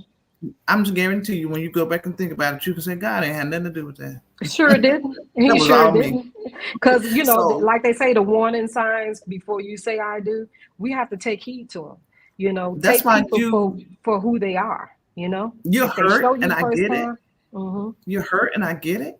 But when you think back to knowing that God wasn't even a part of it, is where you should give yourself the opportunities to love again. But Yeah. now you have the proper tools to know to watch Hmm. for God. Yes. And Bridget dropped a comment, and I pinned it. She said, "That's good, Miss White. That's why it's good to get to know a person when dating. Sometimes people rush into marriage without knowing who the person really is. It's That's true true. That's to a certain true. degree. But let me tell you something. I was going to say to a People certain can people extent. can put on what they say, hide behind the mask. People send Wolf in sheep representatives clothing. to meet you. Yes, Like yes, a exactly. representative goes before that person comes. Yes, exactly. Like that Hmm. representative is there to show up to Yes, woo you, baby, you to got it. love bomb you, You open your got it. door, close your door, and rub Mm-hmm, your feet. Yep. But then when that representative sits down and Yep. the real man stand up and say, "Will the real man please stand up?" When the Uh-huh. real man stands up, people are like, "Wait a minute, Yep. who When are they you?" realize And they got you what now, you it's doing, Bob? yeah. What you doing, Yep. Bob? Because you Yep. ain't Bob. And Exactly. when I say man, I don't mean just a man because women do the same thing. Mm-hmm. We Oh, do it the works same both thing, ways. women. Yes. We Mm-hmm. dress up, we smell good, hair done, we cooking him Mm-hmm. everything he like. Yes. As soon as we Yes. get that ring and walk down the aisle, we be like, boy, he got peanut butter and jelly sandwich. Eat your sandwich. Exactly. Exactly. We do it. And that's We true. do it. It So works both ways. it's Yep. hard. Yes. I told a story a couple of weeks ago that my parents were married within 2 weeks of knowing each other, and they stayed married Mm. till my mom closed her eyes. Oh wow. Like they stayed married, and it was a time where even like with arranged marriages, they didn't know each other, but they grew to know each other through marriage. They would grow together, learn together, and they stayed together a long time because one person didn't think they knew more than the other, and so on and so forth. Yeah. And Yeah. marriages stayed a lot longer, but I Yeah. do know and understand we live in a different time in a different world. Yes. But Yes. it's a show, Love at First Sight. You know what I'm Oh talking yeah. about? Mm-hmm. Yes. It's Mm-hmm. some people who's got married on that show and still married Yeah. years later Yeah. Yes. in a more Yes. modern world. So, Yes. Yes. My uncle married his soulmate. I mean, she when she passed away, he's never dated again, and she's been gone since I think want to say 2005. He's never dated, never got remarried, and he's like 94 years old now. Yep. yeah, my mom did it. I wouldn't because my dad wasn't a good husband. He wasn't like Oh yeah. See, even they was good with each other. Yeah. yeah. They just Yeah. grew together. She Yeah. accepted him for who he was, and Mm-hmm. he loved her for who she was. So, Mm-hmm. but Yes. we lived in a different day and time. People got married for different reasons. They had kids for Exactly. different reasons. Mm-hmm. And Mm-hmm. Yes. we Yes. get married for the wrong reasons. We get married for perception. Mm-hmm. Yep. And That's that's the true. conversation. Yeah, I had somebody tell me that before. Yeah, we get married for perception. Yes, yes. So I mean, When I got like I married, said, I didn't want all the hoopla, the bells and the whistles and the fanfare. I didn't want that. I just wanted to mm-hmm, be right in the eyes of God. That's what I right. wanted, right? Yes. And my husband told me we were having a conversation one day. He was like, "Well, what do you want me to do? I can marry you tomorrow." I was like, "Tomorrow's Saturday. Nobody's getting married." Oh, It was a little joke. I was like, yeah. "Tomorrow's Saturday. Nobody can get married." She's like, "Well, let's go Monday." So Mm, we had that conversation on a Saturday. We talked to our pastor on that Monday, and we asked him to go with us to the courthouse to be married. And he said, "You don't want the fanfare?" I said, "I don't want that. I just want the man. I don't want all that." And he said, "I'll tell you what, meet me in my office and I'll marry you in the office." wow. It was a Monday. It was a Monday at 6 o'clock. Okay. Wow. I get to this church, y'all, and this is a true story. I get to the church. My daughter and my best friend of all times, they had done went and got me a dress. I had a cake. I had a musician, a DJ rather. I had everything. My church came together and gave me a wedding. It wasn't like this big immaculate wedding, but it was all right. It was a ceremony. Yes. Intimate. Yeah. That's Wow. beautiful. But I didn't, my How long you pastor, been married, Miss White? 15 years Oh, okay. to this man now. But yeah, my pastor knew me. He, I would have loved all that, but that wasn't what it was about for me. And they made it happen. They did make it happen for me. So Yes. That's awesome. but I don't advise about big weddings because I tell people that money you're gonna pay at $60 a plate for everybody to eat. Child, go on your honeymoon with that money and I know that's save right. save that money when the hard times come. Right. Right. Because when the hard times come, ain't nobody gonna be there for you. Ain't nobody gonna give you. They ain't gonna give you $10 back off that $60 meal you paid for them to eat in That's 2 so hours. true. So Ain't gonna true. happen. Facts. Yes. Yes. Welcome, Miss Yep. Josephine. I don't know if we welcomed you in. I'm gonna read some more comments. I know, Miss. I know. Lupac asked you about the black cedar oil. I think she wanted to know where you get it from. Oh, I ordered on Amazon. Oh, I go into a health food store because look, y'all, when I tell you the man is really a health freak, he like alkaline water to drink, another water to bathe, wash his face with. He go to a health store and get all this stuff. I don't That's do the all best that, place to get it. but he do. Sissy know you can call my house and you hear all kind of blenders going. He got mason jars for pain. He got another jar for your heart and another jar for blood flow. Like he got all these concoctions that he wow. makes. He does. And I can't wait to try 'em. I can't wait I to know try that's 'em. right. I know that's right. Lupac that's says, yes, he is, Andrea. She had a brain aneurysm. Yep, she had a brain aneurysm if we're talking about the same couple. Yes, and she was a beautician too. She had her own Yeah, hair salon. she was a too. Yeah. beautician. She had a Yeah. hair store. I too, just think. love them. I love it. I love it. His name Terrence. I want to Yep, say Terrence. Yep. Yep, it's Terrence. Yeah. That's awesome. It's And awesome to see.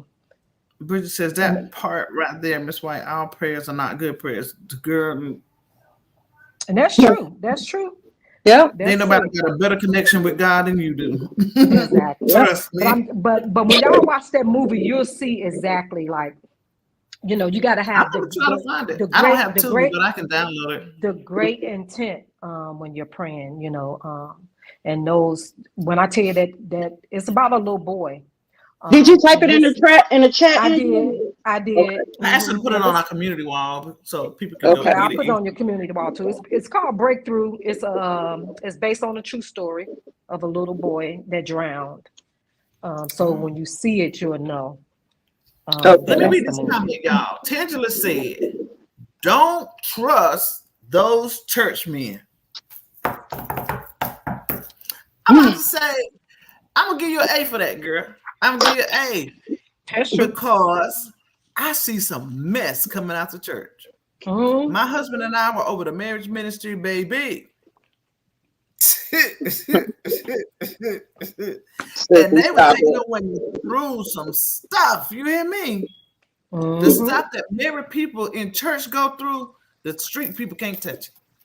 Oh You yeah, can't and that's for touch sure. it, baby. You Yeah, can't 'cause touch it with a I went 10-foot through pole. counseling through the church, marriage counseling through the church. Yep. And see, the church gonna pray everything away, Right.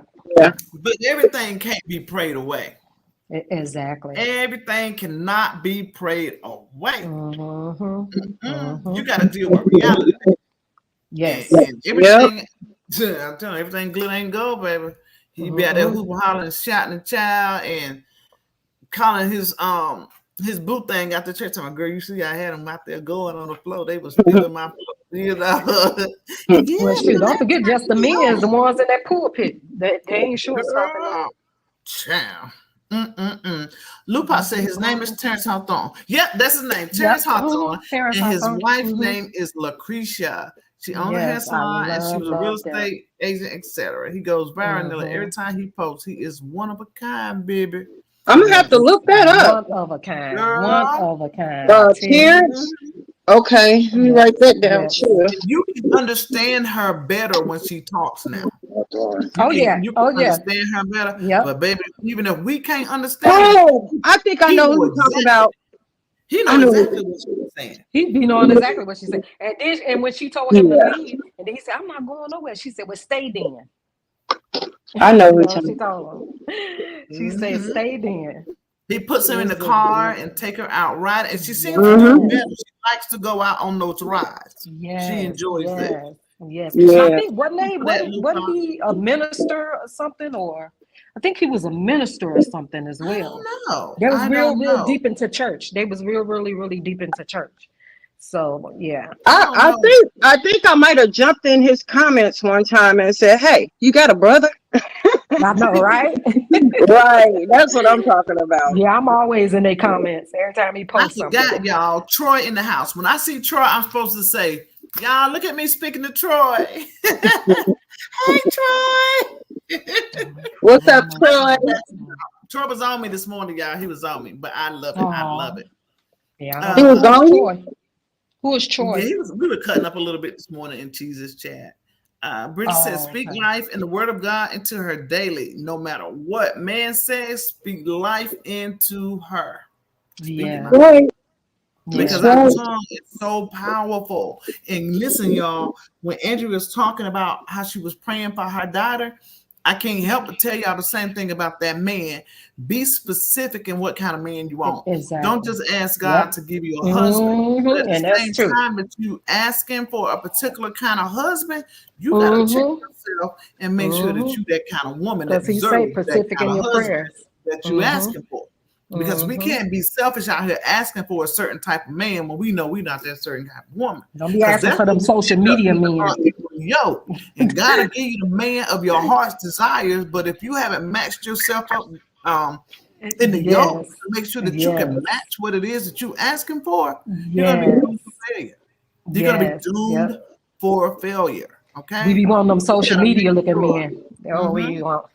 We got to make sure that we are checking ourselves.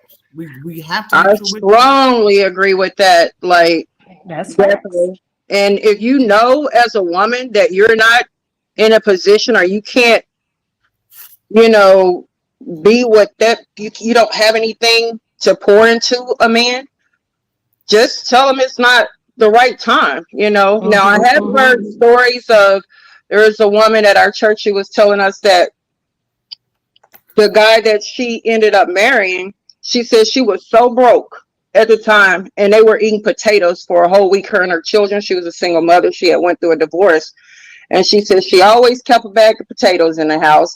And the man said, ain't you tired of eating potatoes? Because every time they would talk on the phone, he'd ask, well, was she cooking? And she always said potatoes.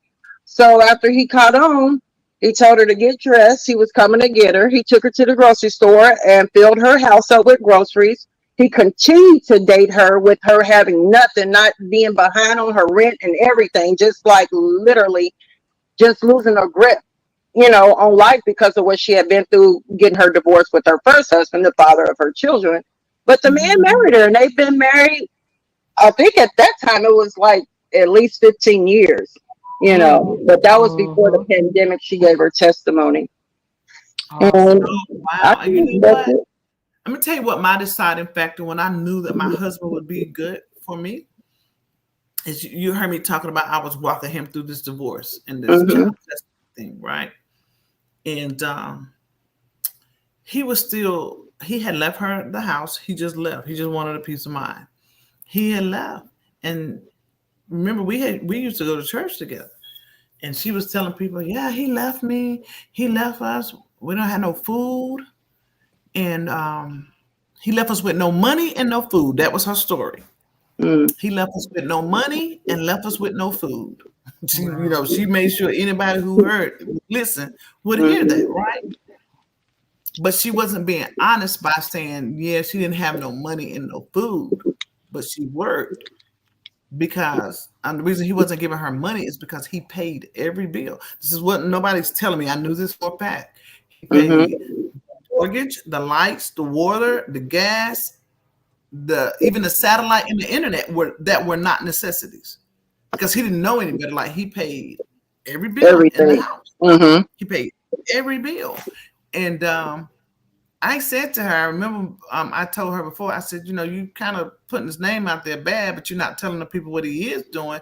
You're just talking about what he's not doing. I said, because when me and my husband broke up, I didn't get no bill paid. I couldn't even get a pair of shoes for the kids, Right. And the fact that he was willing to do that. And I remember he said, no, I'll keep doing that. And I'm the one that had to tell him that when the divorce was finalized, I think she got a little over $80,000 from his savings or whatever. And she did not get alimony, but she got child support. And I'm the one who had to tell him, she's getting child support now. You don't pay the bills anymore. She has to, do that. But even then, he was still willing to do that. And I was like, yeah, yeah, that's it right there. Providers.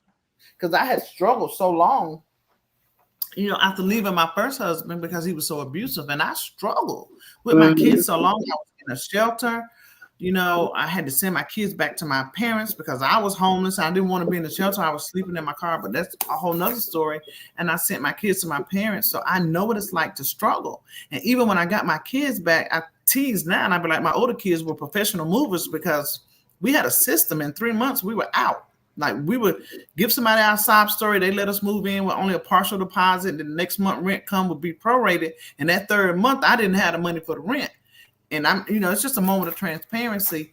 And like, it was a rotating cycle every 3 months and we were out, had to go.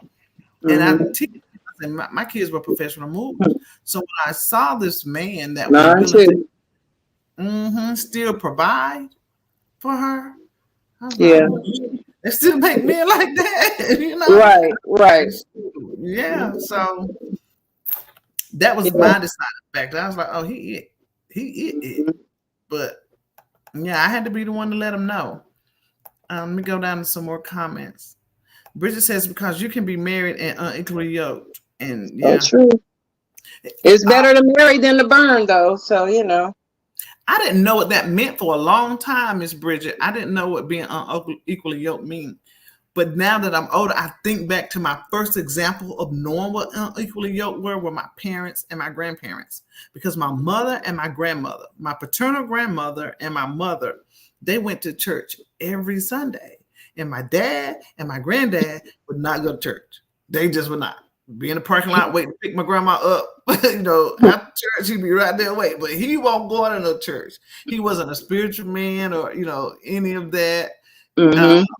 He began later in life to understand and know who God was better. I mean, I'm not saying he didn't know him, but and that's the first example that I can go back to remember about what it meant to be unequally yoked.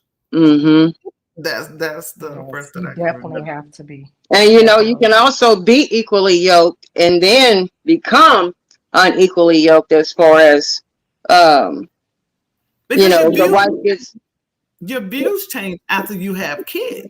So that brings us into the topic we were talking about, how we end up managing life skills and balancing how to be a single parent. Because what happens is when the kids come, we don't want to be sexy no more.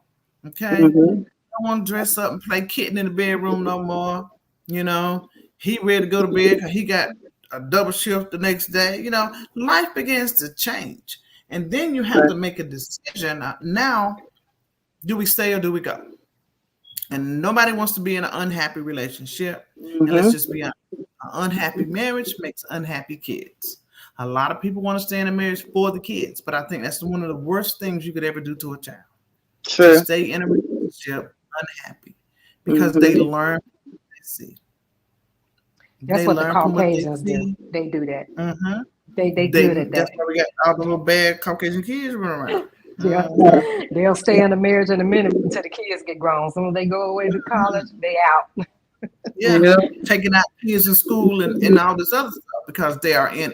Look at this last situation that has happened where both of the parents got charged. Oh yeah, One with of the this is school the first shooter, time in history that they've ever charged the parents the because parents. Yeah. they knew what was going on, but Mhm. they had, Right. they were in extramarital affairs, and they put their own needs before their Their children. children. And they should Mm-hmm. have went their own way and got that little baby counseling. You know Right. what? You know what? He may not have even need counseling had they split, because there's no telling what kind of turmoil and bullcrap he was listening to and fighting he was listening to in the Mm-hmm. home that was developing a lot of these feelings that he had. So Right. Yes. we end up becoming single parents, and now we don't know how to manage. Yes, because Because I know the that's how it was with my daughter and her father. He was very abusive. There was a very abusive relationship, which is why we ended up divorcing eventually. But she was fine with us separating and divorcing, you know, because she knew it was a probably toxic happier. environment. She was Yeah, she probably, was do you happier. notice the difference?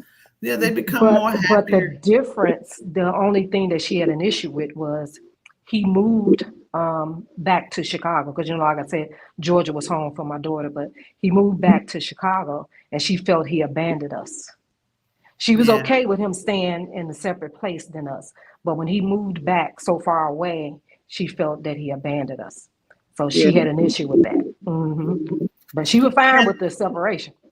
Tangela Mm-hmm. made a comment. She said she was a liar, and she was, she was, and um, unfortunately, guys, when we were going through this saga with the LaTruth saga, y'all heard me speaking real loud, real loud about this divorce thing and that parent alienation. And then Yes. unfortunately, when that happens, it lingers on for Mm-hmm. it lingers on for a very long time when you deal Yes. with bitter baby Yep. mamas. It Yes. lingers on, and it's not until that child becomes an adult that they really find out who's who, if you get what I Exactly. mean, Yes. and who did what. Yes. Yes. And bitter But them emotions kids, can they get to them. understand. They understand. Mm-hmm. So you think you're getting away with it when that child young and you got the upper hand. Mm-hmm. But when that child becomes an adult and they begin to, they got better decision making skills. They see things now, Exactly. Daddy ain't Exactly. nowhere around and he ain't gotta take care of me, and you still doing the same stuff you were doing, but you were blaming Mm-hmm. it on him.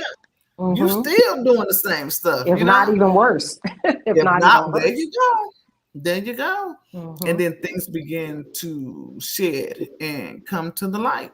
And that was Yes. one of the reasons why I spoke so much, so clearly in this little truth saga when it got to this part about, well, just the whole thing in general, because I could relate. Yes. Yes. I could Well, I relate didn't want so to take well. up your panel. I just wanted to jump up and support and to just, say it instead of typing it. Just in case somebody else want to come up. Well, Thank I you, have ladies, enough for room. If you letting want me. to stay, you can stay. If you want to go, you Oh, can go. okay. It's up to you, Oh, love. okay. You're welcome. Well, no, I ain't see nobody else trying to click the link, but I was just saying, No, Miss I appreciate it. Good Morning Gorgeous said she's an introvert. She said she ain't doing all that. She said that in the time, and she typed, but she's not doing all that. But yes, she definitely was, and I just stayed as neutral as possible. She didn't care for me, not because I was dating him, because we weren't dating till later. She didn't like me because I helped him, like I was helping him along the way. And Mm-hmm. lo and behold, fast forward a few years later, my son goes through the same thing. And my Wow. son was like, I'm going to be a single dad. He was like, because ain't no man taking my kids, especially being boys. My kids will not call another man daddy. They will not look at Mm. another man as daddy. And I Wow. want my kids. He's like, I don't want to pay child support. And it wasn't that he did not want to take care of his kids, but he knew his wife. He knew her. He knew what they went through in the marriage financially. He paid all the bills. She had a corporate job as well. Well, he don't have a corporate job. My son's an engineer. He builds private jets, but she had a corporate job, and she took her money. It was hers for the taking to do what she wanted to do. And he was like, she ain't taking my money to do what she want to do. I'll take my boys. And he meant that. And I stood right there. Y'all saw him Saturday, not this past Saturday, but last Saturday. He popped his head in into the live for a few minutes, and he said he'll come on here and talk about it when we get to that subject. But That's he meant awesome. that. He meant just that. And he And wasn't going to have it. that's what women, the kids need to have two, well, at least one good level-headed parent, I would say. Yeah, yeah. You know what I'm saying? I'm But if you got, not gonna say she wasn't level-headed, but I'll say this. And this is another reason, like, into the LaTrue saga why I took so much on my son's part. My daughter-in-law is beautiful.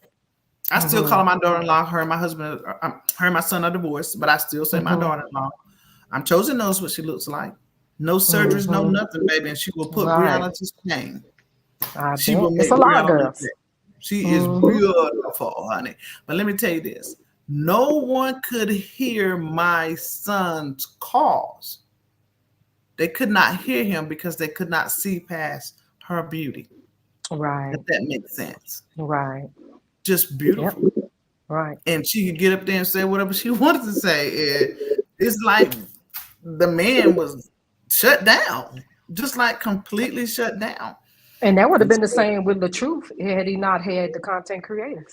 It would have been a done deal. Be my son's mouthpiece as well. And I remember her trying to, she felt a little way, but I was like, baby, that's my boy.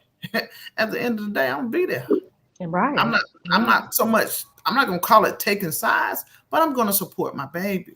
Like I'm gonna do that. Whether it's in your favor or not. Right. Right. Yeah. So he was lucky. He was lucky to have the content creators, that's for sure. No. He was very blessed. Yep. Because he would have been a done deal. Especially with what just came out recently with them audios that just came out. I just heard it today. You did? Actually. Yeah, because I've been out the loop. I ain't been, I've been dealing with a lot of stuff, so I've been out the loop. But I heard it today. Unbelievable. But we already knew that. We knew it. So, but to hear it verbally. Be able to put it together. Yes, to hear it is the difference. To hear it out of her own mouth. Yeah, that was yeah. I missed that, guys. You haven't heard it? You haven't heard it? I haven't heard anything today. No, I've been. This was yesterday. No, it dropped yesterday. No. Oh, yesterday. Yeah, I did. I just heard it. Yeah, the audio. Yeah. That's unbelievable. Well, like I said. But you know what I wanted to say about that? One thing that the true supporters can learn from is support and loyalty.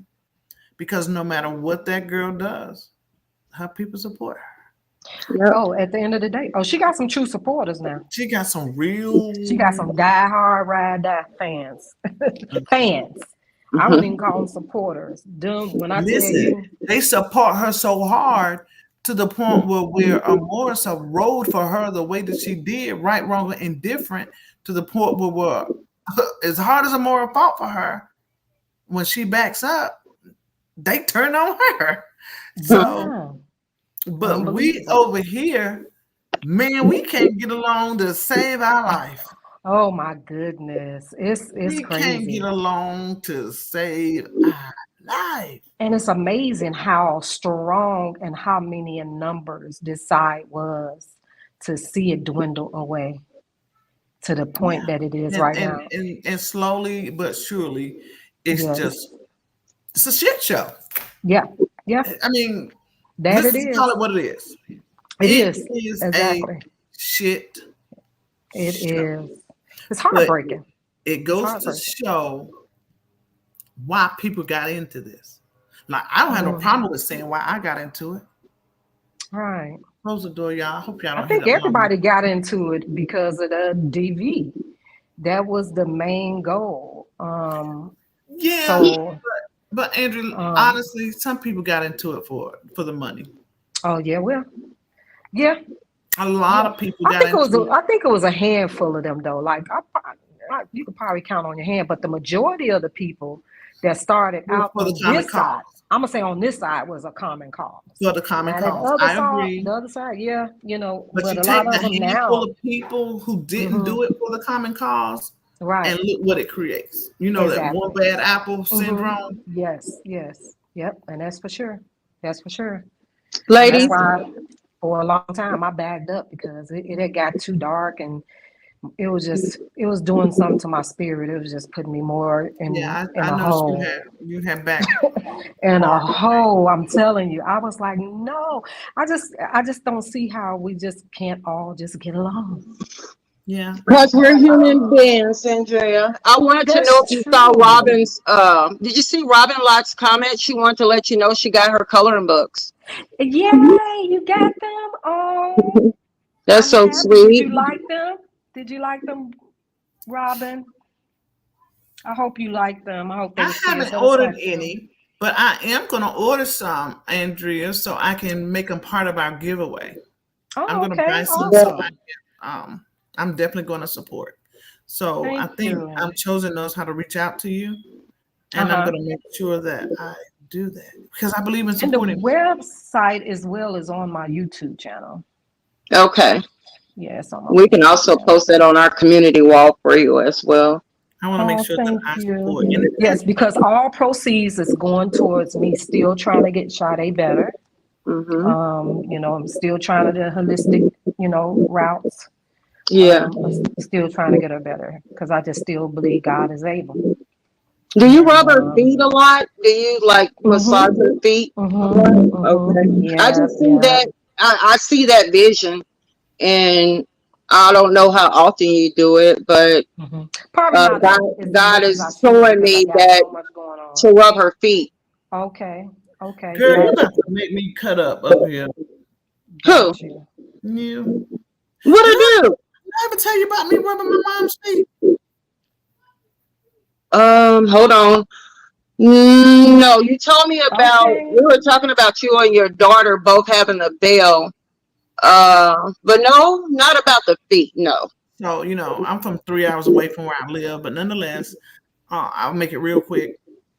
My mom was sick in the hospital. I went home. They told us that she wasn't going to make it. So I began to go in prayer. I did a foot washing on my mom. I washed my mom's feet for about 4 days straight. And I literally begged her, please come back home with me where the facilities are better. The medicine is more advanced. The doctors are more advanced. We can get you better. But I did a foot washing on her for those days back to back to back to back to back. And I got 5 more years out of my mom. Wow. What did you do the 5 more. foot wash with? Just oil. Just oil. And make your water and pray and do the feet wash. Okay. And another thing, Andrea, I don't know how much you know about not just massaging but stretching. Stretching. I tell the story about my 9-year-old being born prematurely. They told us she was going to be deaf, dumb, and retarded. Man, I wish you could meet her. She is something out of this world. And she came home. She was not even 5 pounds yet. And they let her come home when she came out the NICU. And she came home with a nurse. She came home with OT, the physical therapy, the OT, everything. She even had a nurse to bathe her because she was so small. I still wouldn't handle her, a whole lot. And anyway, they would stretch her. Like they would take her legs and pull and stretch her. And they talk about how much they found in that brainstem, that comes along in here, stretching out. Man, ain't nothing wrong with that little girl. She talk loud and she don't see well, but Yeah. Well, yeah.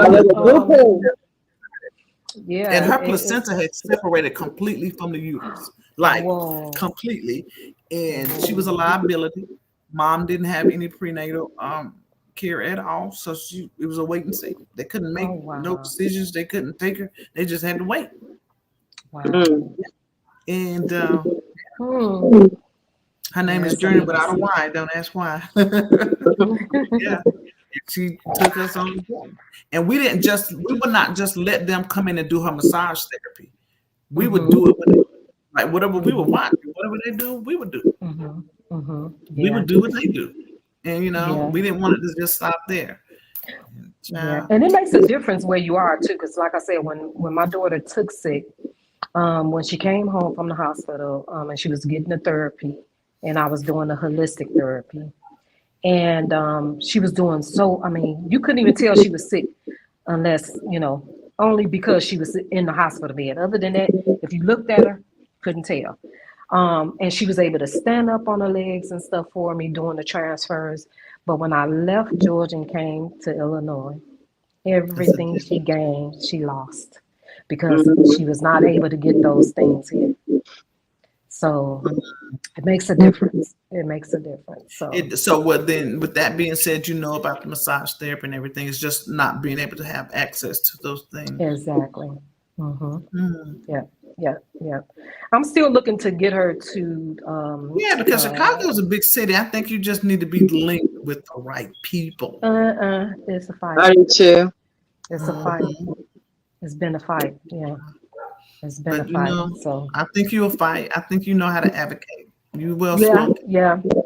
I'm trying to get her to either Texas or New Orleans for the hybrid oxygen. And I'm still looking into the stem cell as well, but it takes money. So that's been the slow motion in that. So yeah. And look into those states where you can get some of those things done for free. But I think, your living situation may be different, but they also have programs that take care of those things while you're trying to get your loved ones. Right, exactly. Well, all those things, all those treatments I knew here in the United States. When I first was looking to get it, they wasn't even done here in the country. They was out of the country. So now they're doing them here. It's a little more known now. So, yeah. So, of course, people, they want the money. I don't think they created no grants or anything for them yet. So, welcome, girl, Mom. We're still fighting. And don't give up, baby. That's right. You fight that thing like a dead horse, and a dead horse won't get up, baby. But you keep on. Yep. God brought you to it. He'll bring you through it. I heard you call your daughter's name. I heard you call your daughter's name. So I'm going to call her name out in prayer. I'm going to call her name out in prayer. Yeah. It's just like the singer. Sade. Yep. I'm trying to. Oh, sure. Like maybe I'm in the wrong. Thank you. Good morning, gorgeous. Thank you all so much for your prayers and your kind words. Yeah, God is not done. Thank you. Get you some good oil, honey. Some good oil, and wash that baby feet and rub and massage. Oh yes. Wash the baby feet and rub and massage, and don't give up. Yes. No, What did you feel? Huh? What did you feel when I said that? Because I felt the Holy Spirit all over that. Oh, definitely. I felt it. And don't solicit prayers from everybody. Just remember that no one prayer is more powerful than you. Oh, definitely. I know that for sure. And sometimes people don't mean harm. They don't mean harm when they're praying. And some people don't have no ill will towards you when they're praying. But you don't know what uncleanliness they're dealing with in their spirit. And it's the same when you don't let everybody lay hands either. So now people be shamed sometimes to tell you, well, no, I can't pray for your baby right now. I'm dealing with some stuff. And that don't mean the prayer won't get through, but you just don't know. Right. That's true. That's true. That's why we have to be prepared ourselves.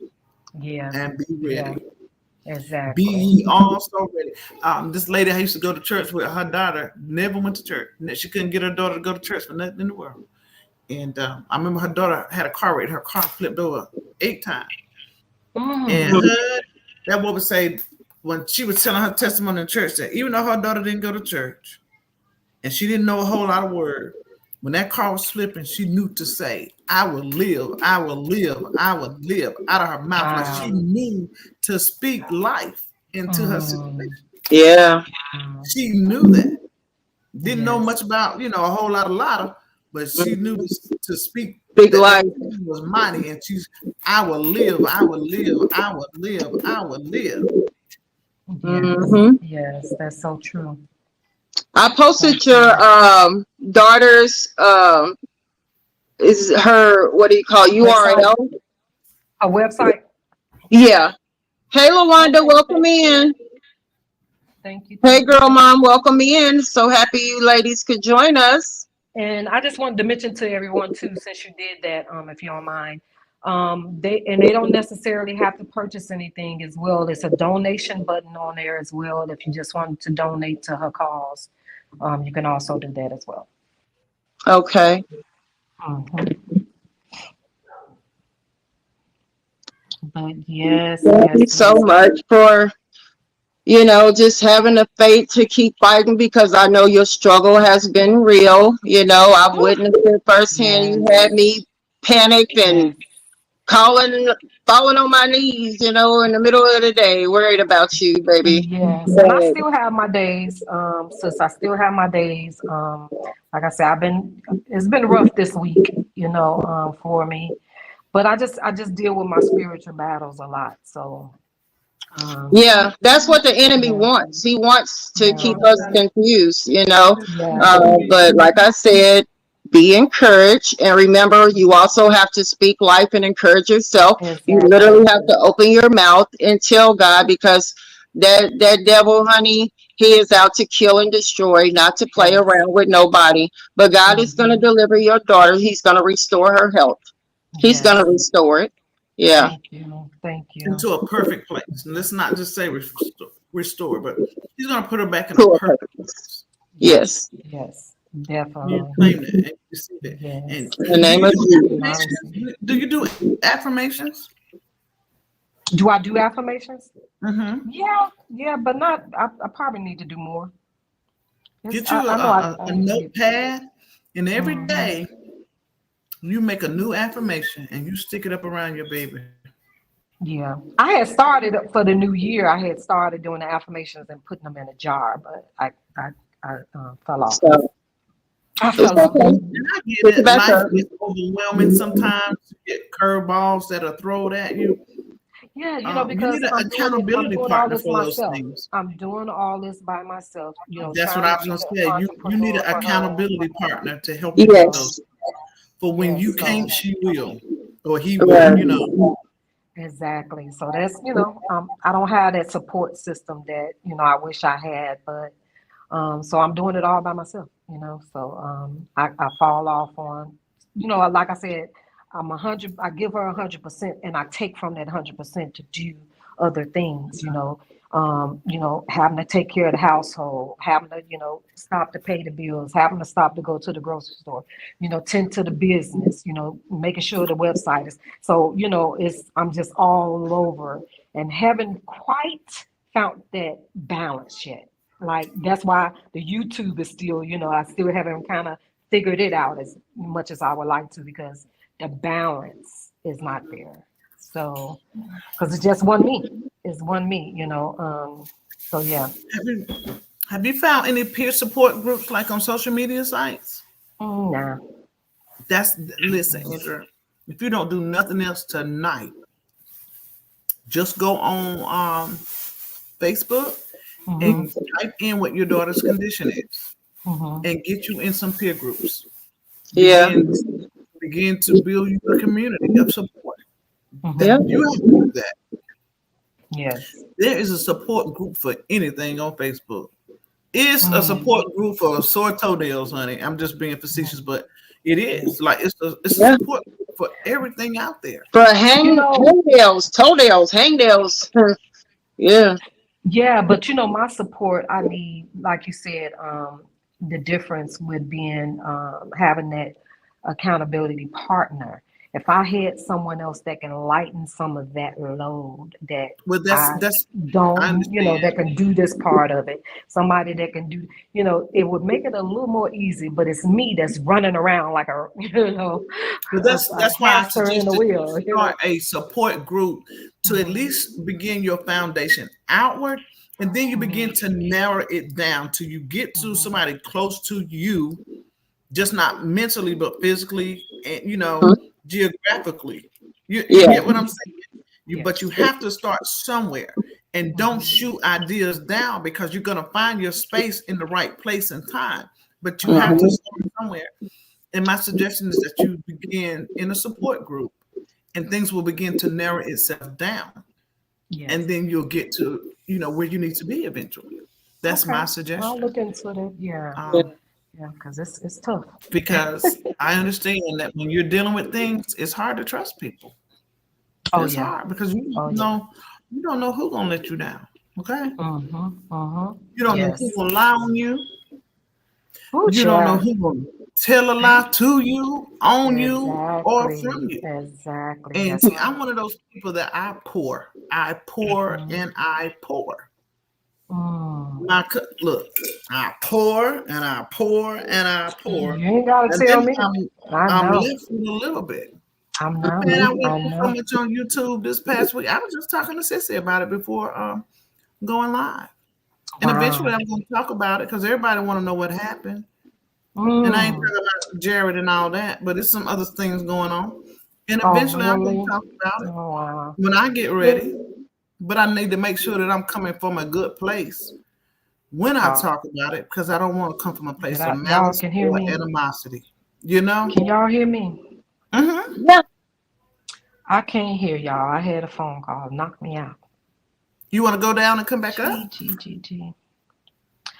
I don't know if y'all can probably hear me, but I can't hear y'all. Can you see the chat? Just go down and come back up. Oh, jeez. But when I'm ready to talk about it, Look like I'm gonna have to drop down, ladies, because that for my niece called me and knocked me out. I'm gonna type it in the chat in case she's. I got it. I got it, sister. What's that? The snapper? No, that's for y'all tomorrow. You got it? Yeah. But what I was saying, guys, is in my own timing, I'm gonna talk. But I don't want to. I gotta come out myself. I just miss. It's just me and you. Me and you, chat. Oh, I guess we can get back on the subject that we were on initially while the ladies are dropping down and coming back up. Is everyone comfortable or in agreement? I think, like, are we like-minded as far as to thinking that we should not pursue the men, but we should put ourselves in positions to be pursued? Or do some of you ladies, do you not mind pursuing the man? That was our priority today of this topic of discussion. I'm just going back to the comments. Support and loyalty, Bridget, I hear you. Yeah, she did nail that. Good morning, gorgeous, because we fought for a cause, not for a person. Talking about Robert. Yeah. Hello, girl mom again. And good morning, gorgeous. I put the page up. SadeMoni.com is the website. Yeah, we're gonna keep Andrea in our prayers.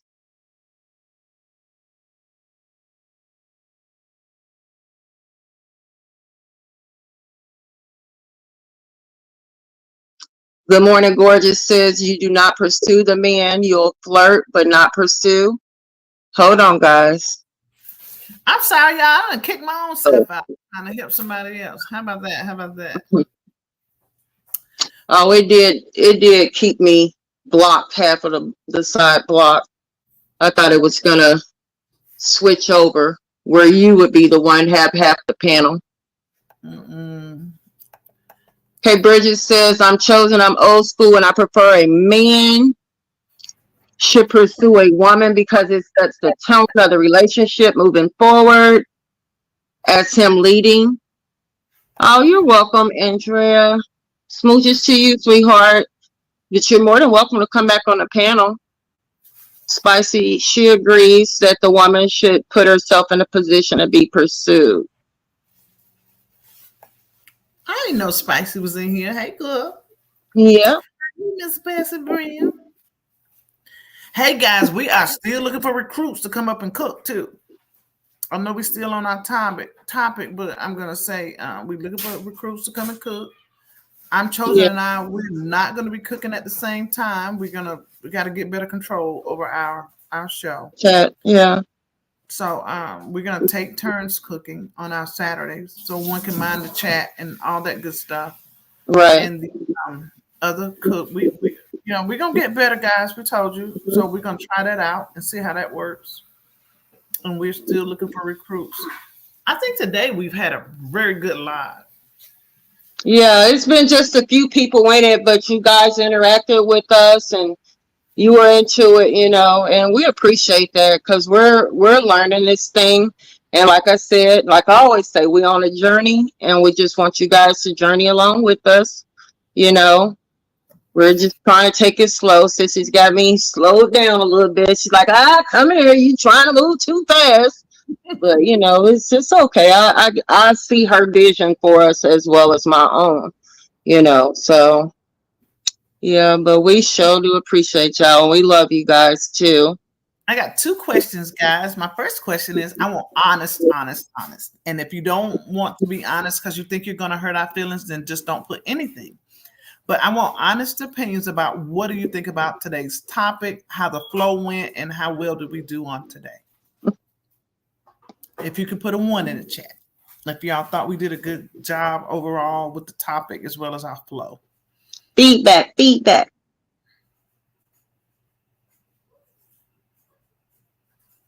Oh, they all said we're shit. They said, love your day job. Lamb chops, spicy. Lamb chops taste like human beings. No, they don't. What do you mean? I'm just kidding. It's a meme. It's a post that I got. Oh, okay. It's on our wall too. Okay. So y'all think we're doing good overall? Like we're picking up better. We're handling our topics better, our flow, and all of that. Good. And what was my second question? See how, girl, I be having brain farts. It was, y'all, give me that note. My daughter just passed me a note when I asked What? how good we doing overall. She picked up a piece. Y'all see that? Fix your face. Don't be mean. Which one of us? Oh, me and her. She said both of us. Oh, Lord. Yeah, we did schedule a live. We did. Yeah. And then I just remember what my second. Oh, y'all, let me fix the tension out my face. Did Sissy really need me on the live tonight? 1 for yes, 2 for no. You said, did I need to be? No, did she need me on the live? Because she did most of the talking, then she's spicy. Well, that's her way of telling me to shut up, y'all. That's her way of checking me. Y'all should just check me. And I don't know, y'all. I was just kind of into it today. I was a little more passionate. Yeah, you was into it. Yeah, that's your passion, honey. That's your ministry. No, but yes. Yes, why not? No, but yes. Yes. Thank you for your honesty. Good morning, gorgeous. Can you explain that a little bit better? Good morning. My next question was, how many people in the chat? It's 20 of y'all in here right now. How many people in the chat have already been subscribed to us? Put an A. Put an A, the letter A, so we don't confuse the ones and the A's. Can you put an A? If you have already been subscribed to us, and a B if you have just subscribed. A if you've already been subscribed, a B if you just subscribed, and a C if you just here and you're not subscribed, trying to see if we even worth it. Hey, Cancer. I'm trying to find out, honey, because I'm about to be doing the giveaways and stuff, and I want to make sure y'all rock. Hey, Lorraine. Thank you. And the reason, and today I'm gonna go back through. Okay, let's read good morning. You could have done it alone, but Chosen was a great addition. Chosen could have done it alone as well. Y'all go well together, but I'm sure can be great alone. Okay, girl. Thank you for explaining that. Today, I'm going to go through our subscription list and start adding the names on the wheel. Yep. Let me tell y'all something. My daughter over there chuckling. She came home from school today. She was like, "Mama, I was riding home from the bus, and I said, you need to do a wheel." I haven't even told her about our giveaways or anything. She was like, "You need to do a wheel." And I got so tickled. I picked my other I got 2 laptops up here. I picked my other laptop up. I was like, "Girl, look. I did a wheel already." Wow. That's how we're going to do it. Yeah. That's how we pick our winners on the wheel. So you Mm-hmm. gotta be subscribed to get in on the wheel. Hey, sexy. We're gonna give away cash prizes. We're gonna give away gift cards. We're gonna give away gift baskets with some fun things in them and a number of things. We might end up doing more than 3. Who knows? So Yep. we always want to make sure that we're giving back. We want to give back. We want, like we said, we keep in mind. That's what we want to do. So what y'all want to talk about on Saturday? Because Chosen will be cooking by herself. And she's like, what? What y'all want to talk about on Saturday? You can come back up if you want to. It's up to you. This is all about us. Look, we ain't up here saying this our chat, our panel. We're gonna talk about what y'all want to talk about. We're gonna do what y'all want to do. We're gonna be a team. So I don't want y'all to think that. You're welcome up here anytime. We're not hogging the panel. As long as you're respectable and coming from a good place, everybody's welcome. Everybody's welcome. Andrea, you gotta just probably. I notice when you go live, a lot of times I get my notification like you begin ready to get off sometime. You know what I mean? Like I have literally just did it in the chat. You like be hitting the end on your live. I don't get notifications at all. Yo, YouTube be really tripping. Like seriously with these notifications. Sexy Ray says she don't get notifications for nobody channel. I had unsubscribed and resubscribed to quite a few channels to see if it'll pop, and sometimes it do. But like for the most part, I'll just log out of YouTube altogether, log back in, and then I can see who went live or who didn't.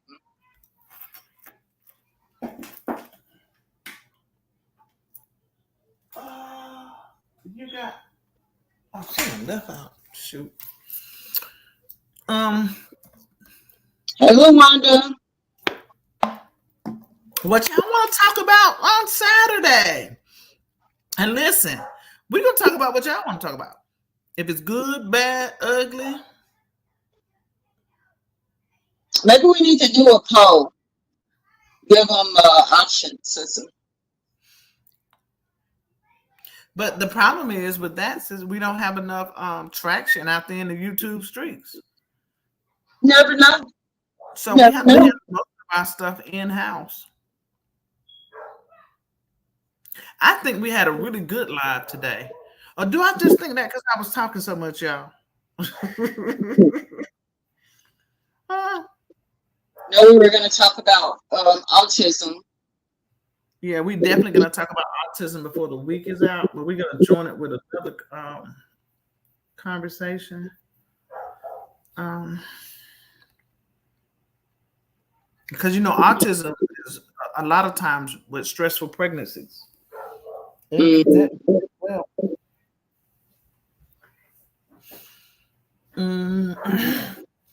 I was kind of thinking about going back into the zodiac a little bit. I thought about that. Not so much with all the pieces of it that we were doing before, but if we could maybe, now this is just a idea. If y'all don't like it, please don't be afraid to say we don't like that. Like if we just, it's 12 zodiacs. If we just do like 2 zodiacs a week, just to talk about 2 zodiacs, like what the interests are, what the disinterests are, what the misconceptions are, and who they mate and pair with well, and who they don't. if we choose 2 zodiac out of the week to do like on a Wednesday, I don't know, make it our Saturday series maybe, and Wednesday we talk about different topics. What y'all think? Because look, although we say chat and chew, we should say chat, chew, and you because Right. it's for everybody. Like it's not just us. What y'all Don't think? forget, let us know if you want to come on the panel. Let us know if you are actually watching Chat and Chew while you're actually chewing, like chewing. Like our intent is, hopefully when we get ready to go live, you guys will have already plated something and sitting down and just relaxing and enjoying us. I know, Saturdays people do their running around, so you might have an earpiece in, and listening to us. But if you're at home doing laundry, chores, and take a little break just to hang out with us, that would be awesome. And you're more than welcome. What about the 5 love languages? Discussing those. That sounds good. Absolutely, we teach that in our marriage seminars. Sissy, what you think about this?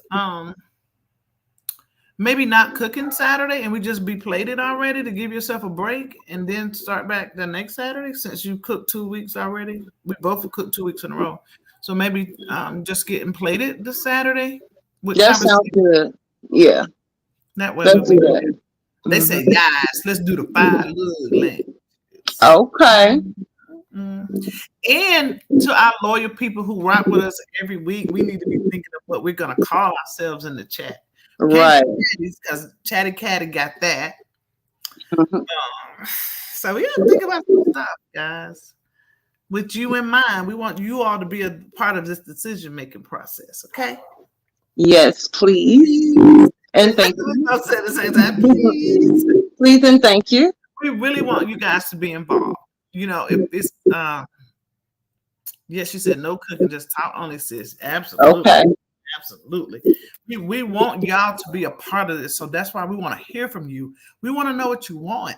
If somebody messing with you on your job and you tired of her, let's talk about that. If that cousin get on your nerves every time you have a family function, you about ready to knock her ass out. Let's talk about that. Y'all give us some stuff, like everyday things that we go through in life. Right. I got some things I want to talk about. The one thing I just told y'all in particular, but I just got to wait till I'm in a better place because I'm not in a good place about it right now. But when I get my thoughts together better about it and my emotions out of the way, I'll share with you guys. I don't have a problem with that. I just don't want to do it now because I will not come from a good place. Okay.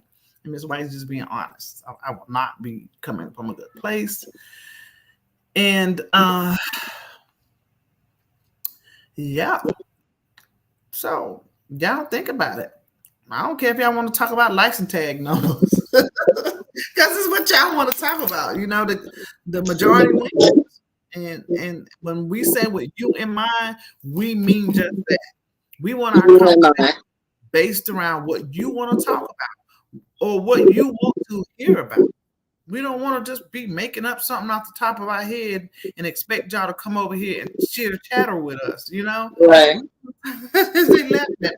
We want to talk about what y'all want to talk about. We want to make y'all feel happy. I'll give you an example of I do a lock-in with little girls because I was a troubled child. Okay. And I do a lock-in once a year. And I started with little girls in the church, but I reached out to the community. And this is just to give y'all some ideas of what I'm saying. And what I do is the parents have to sign a disclaimer because they're minors that they understand that we be talking about anything from A to Z to include sex. And when the kids come in, they get a sheet of a little sheet of paper like this, a little piece of paper. They write what their problem is, what their issue is. Somebody said, I love lock-in at church. Absolutely. Whatever their problem is, their issues are, their complaints, if somebody's touching them inappropriately, whatever the case is, they write it down on a piece of paper and they fold it up without a name on it. So we don't know who it is. Okay. And they fold it up and it goes into a basket, right? And in that basket, it goes, we don't know who wrote it. We don't know where it came from. We do games, fun activities. They eat. We order pizza, nuggets, whatever it is they want, and they eat, play games, and have fun. And then before we go to bed, we go into that basket and we pull all them little sheets out. And I don't care what it was. I have about 10 to 15 women, depending on how many, girls we have in, and we talk about it. And that way, everybody's subject get touched. Okay? That's a good idea, sister. That is excellent. And also, Spicy Brown, read Spicy's comment. And what I'm going to do is write these ideas down. And we're going to also make sure we repost our link. It should be on our channel on the main page where it says more about this channel. And we broke it down what our channel is about. We want you guys to grab that link to our to our Instagram channel. That way you can send us the photos of you watching us, and while you're played it yourself. And you can also send us your ideas and what sister was talking about as far as like the topics. That'll be your way to communicate to us to get your addresses and things of that nature when you win prizes and we need to send something. I'm sorry, Sissy, I know I cut you off, but I didn't want to get this. So, Spicy, we're going to definitely do the Alzheimer's. My grandmother has Alzheimer's, and she's my second mom. She raised me while my mom went to nursing school when I was a little bitty girl. And I spent every summer with her. And now, thank God, she knows who we are in her presence, but that's about it. And it's declining. So I would love to touch on that. And I get to talk to her when she's visiting, y'all. Yeah, you did. And you got to tell me and my mom to stop crying. Don't cry. Because my granny was getting on the plane. So Spicy Brown said, let's talk about that. So Spicy, what do you think about combining that with the topic of the kids with autism? Because someone has requested that, and I think that would be a good comparison. I mean, a good combined topic. And then Cancer 66 says, wow, Miss White, that's awesome. I love it, honey. I love it. We send the little girls out with gift bags, with some jewelry and other personal items, things that teenagers like. Yeah, that's near and dear to my heart. I do that. I did not do it last year, but I will get back on it this year. I've been trying to partner with my husband, to get enough men on the team because our little boys need the same thing. Sissy, you said we're going to tie the Alzheimer's in with, like you do the name drawings for the little girls at church? Okay. No. Tie the Alzheimer's in with the autistic children because that's been requested. I was just sharing with them. But I like that. We need to tie that idea in too. We need to make it where we can do it virtually. Like the same thing you do with the shut-in, even if we have to come online and do an all-nighter with the ladies. Yeah. What do you think about that? That's dope. That's definitely dope. Yes. Now that, get our pajamas on. Y'all can come up off the panel with us, take turns. I love that idea. Yeah, I like that. And the only thing is, last year I didn't have a church to partner with in time because everybody was backed up after COVID because I don't belong to a church affiliation now. So before I used to do it at my church, but now I don't have a church home.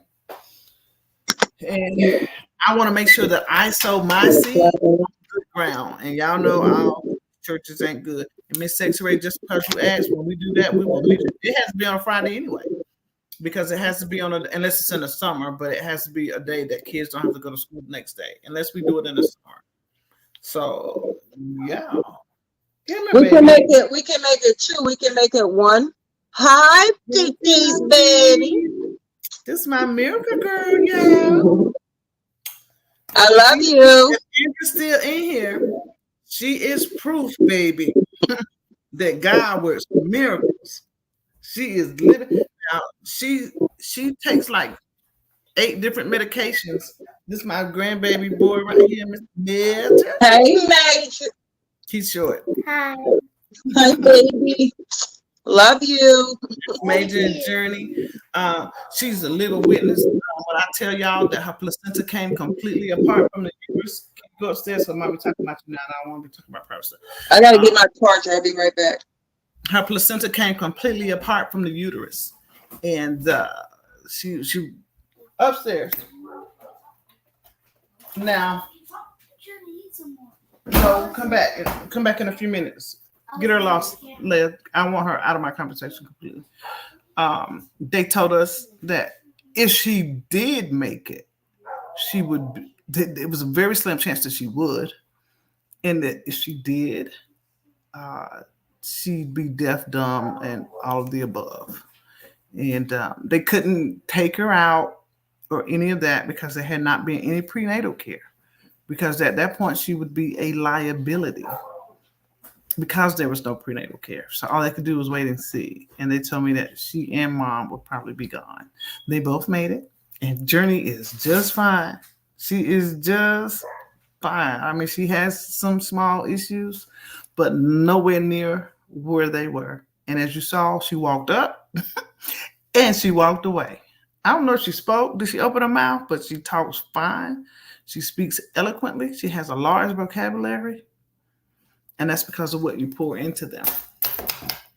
Yeah, so that's my little boot, boot, boot. I still call her boot, boot, boot. I can't pick her up now because I had surgery last month.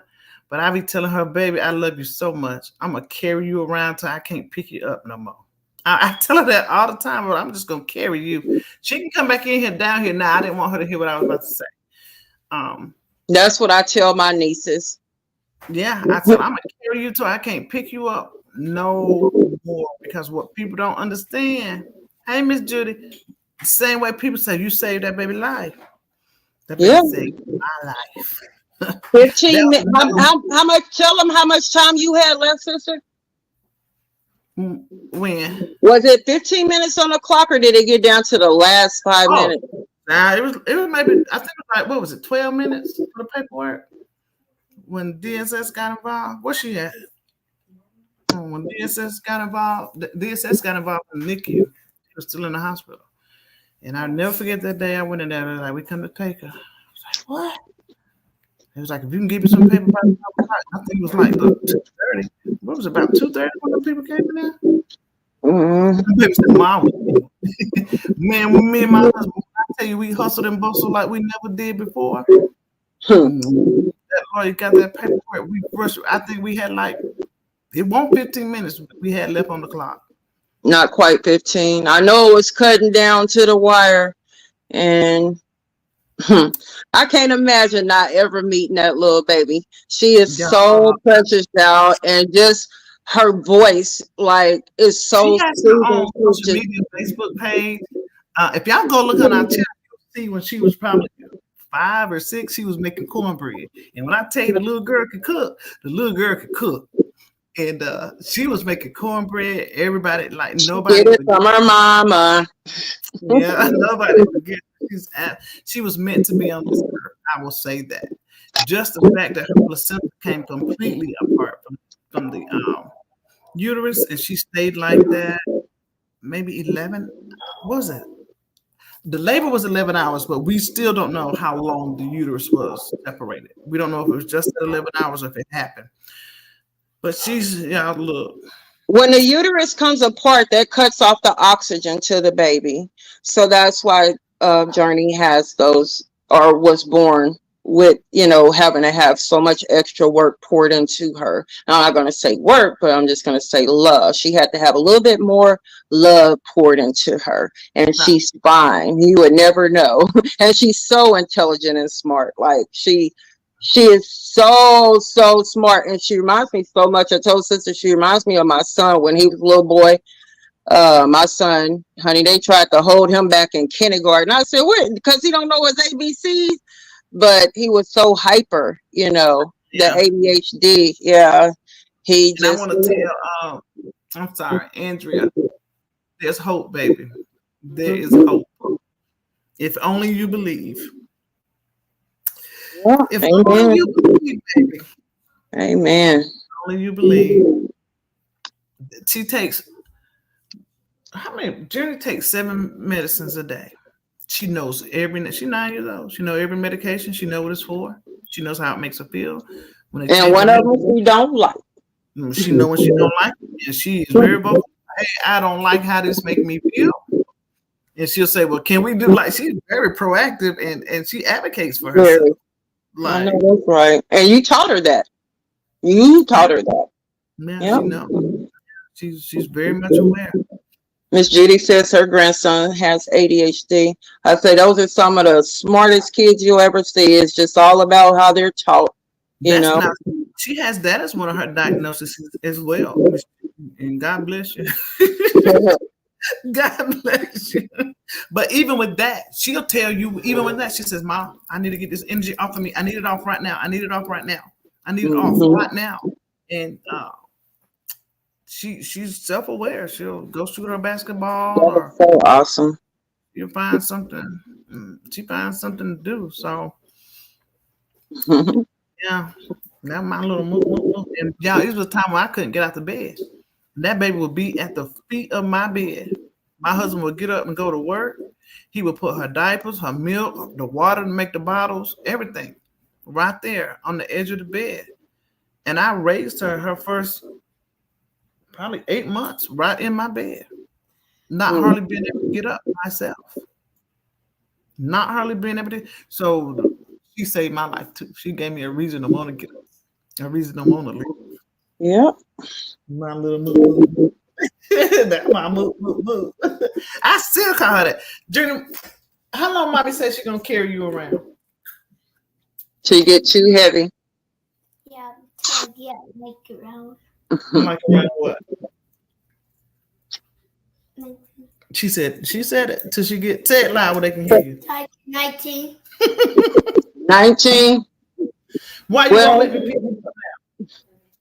Because of your surgery. Can y'all hear her?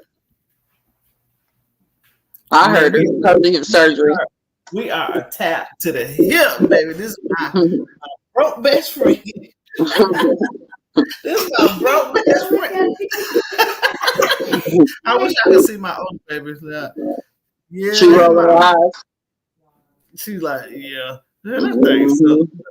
Right. She said, I'm not all that. Leah told she not all that. But that's my broke best friend, y'all. Hey, Tara Marie. Hi, Tara. Miss Judy, let me tell you what you missed. We did an awesome live today. If I must say so myself, we did a little bit of house cleaning where we're not going to be cooking at the same time anymore. We're going to get better control of that. We're going to take turns cooking and do some more, just plating. Also, you missed where we are going to do up to 6 over, probably over. Just who knows? We're going to do some giveaways for Mother's Day to bless out my camera. Well, we're going to bless some ladies, some mothers for Mother's Day. We're going to do giveaways. I created a spin wheel. You have to be subscribed at least 1 week before the giveaway. We're going to do the giveaway the week. I want to probably do the week before Mother's Day. So yeah, we said the week before Mother's Day. Yeah. And look, y'all, it's not gonna be cheesy stuff. I don't like cheesy stuff, and I ain't gonna give nobody else cheesy stuff. Okay. Right. Whoever gets money and cash, that ain't cheesy cash. Cash. Right. I'm gonna see if I can get in that drawing myself. Nope. That's out. So you see your 29-year-old niece talking about some hi mommy. Yeah, that's my. But yeah, we're gonna do some giveaways. You have to be subscribed. Don't try to subscribe at the last minute, guys, because it's not fair to the people who've been riding out with us. So if you're gonna Leela, I'm sorry. He says, I appreciate you being a genuine friend and sister to my mom. I love your spirit and energy. That's my son, y'all. Yeah. And in case y'all don't know, what me and Sissy share, we not in the same city or state, but it's real. She get on my nerves sometimes, pushing and doing stuff and pushing buttons and getting in the way and creating videos, and I'm like, oh Lord. But I love her. Look, I said, I can't wait, baby. This is big one, baby. Yes, sir. She has. Like, And Miss Judy, we were sharing that this is everybody's channel. Although we're the two up here on this platform with the name Chat and Chew, this is for everybody. We want everybody to be included. We want to talk about what you want to talk about. You know, I still remember a couple of weeks ago you said let's talk about the kids with autism. So we're talking about that this week with the parents, Alzheimer's. So, Right. you know, with you in mind, I say that as a slogan, but it's so true. I'm leaning more and more towards let's chew on that. And anything else y'all want to say. We don't have to have one slogan. If y'all think of something, Miss Judy, we're looking for names to call the chat. We know we can't use Chatty Catty. Hey, son boy. We can't use Chatty Catty. I mean, Chatty because Chatty Catty has that. But we're going to that has some substance that's going to mean something and make you all feel good about what you do and being here. So everybody's included. Like you just see us on the platform, but this is not ours. As long as you're being respectful, you're not disrespecting nobody, and you know we're bringing substance to other women. I'm all for it. We're gonna grow a community. We're gonna grow a community. Okay, that's the game plan, right? That's the game plan. That's our game plan. So that is what you missed. Y'all send some subscribers over. Hey, I might try to find a way. Hey. What? We got to think of how to work it, but if we could find a way for the person who gets us the most subscribers get a prize. Oh. How would we know who gave us the subscribers? They would have to literally tell us. That's this person who subscribed. Yeah. Eaters. That's cute.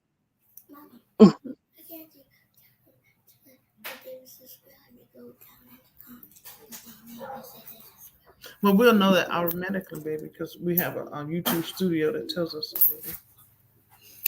But yeah, so what you think? You on for that, Sissy? The person who gets the most subscribers? Yeah, I'm on for it. That sounds good. You get a prize. You get a prize. Yeah, y'all just gotta tell that person to type your name in the chat who recommended our channel and why they, who turn them on to subscribe to us, and we're gonna put that name on a sheet and keep up with it. Being that we only go live twice a week, they might not get recognized. For now, we only go live because once I learn how to share a screen, me and Lupac got some work to do. Oh yeah. Our chat and chewers.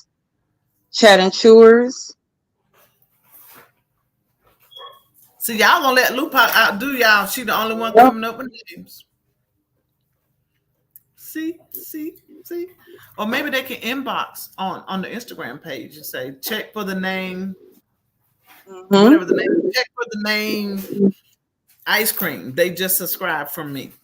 And when we go and verify the ice cream is right. Yeah. I like that. What I think about that? Mm-hmm. She said you got to say it fast. I'm chosen. Chatting to us.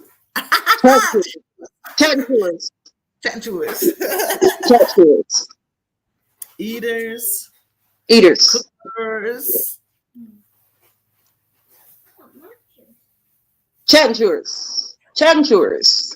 It sounded like something French about to come out of my mouth. Chatting chewers. Maybe preps, like a prep cook. Y'all are our preps. Our preppers. Like preppers. Lupac laughing at me. But maybe said munchers. Munchers. Munch and crunch. Crunch and munch, my favorite thing. I looked at some today. Almost. Girl, I get them every week. I get the big toffee and caramel. So, but we have time to think about that, guys. It's just things that we're throwing out to the atmosphere. But we definitely starting now. Starting today is a thing. I thought about that, Lupac. TNC babies. Yep. Okay. So starting today is a thing. If you can get someone to subscribe, inbox us put the Instagram link up there, Sissy. Okay. Reach out to us on the Instagram link So we know that you sent us a subscriber. Okay. Hey, son. Bye, son. Love you more. You had work hard today at work? That's what life is about, baby. Work so you can work some more. Come on, So Link. there's the Instagram link. Okay. That said, no, not munches. That sounds like something else. I can't tell you what it sounds. Yeah, I thought about that too. Like, no, not munchers, the carpet crunchers. Either just keep your little mind innocent. Hey, Hercules. Hercules.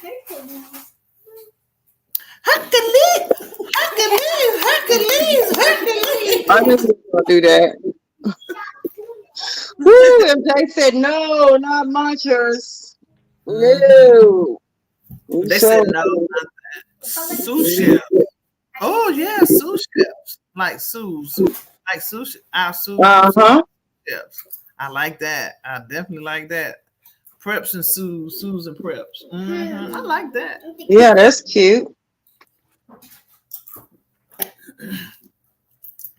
See, y'all about to let Lupa out, do y'all? Let me find out Lupa about to be our biggest fan. No, I'm sorry, supporter, because I don't like that word fan. I don't even know why. Right. Yeah, we stand corrected. Sue sisters. I like that. Sue sisters. Sue sisters. Okay. Yeah. So I we're think gonna take a vote that's on it. it Saturday, guys. We're gonna take a vote on it Saturday, and we're gonna get back into every Saturday Peppers. doing our highlighting our domestic violence victim. Hey, protected peace. If y'all know anyone who would like to be highlighted as our domestic violence survivor on this upcoming Saturday, make sure y'all inbox us. We like to highlight their picture and tell a little bit about them. It don't even have to be about their story exactly, but just how they came out and where they are now, or whatever it is that they would like to be said.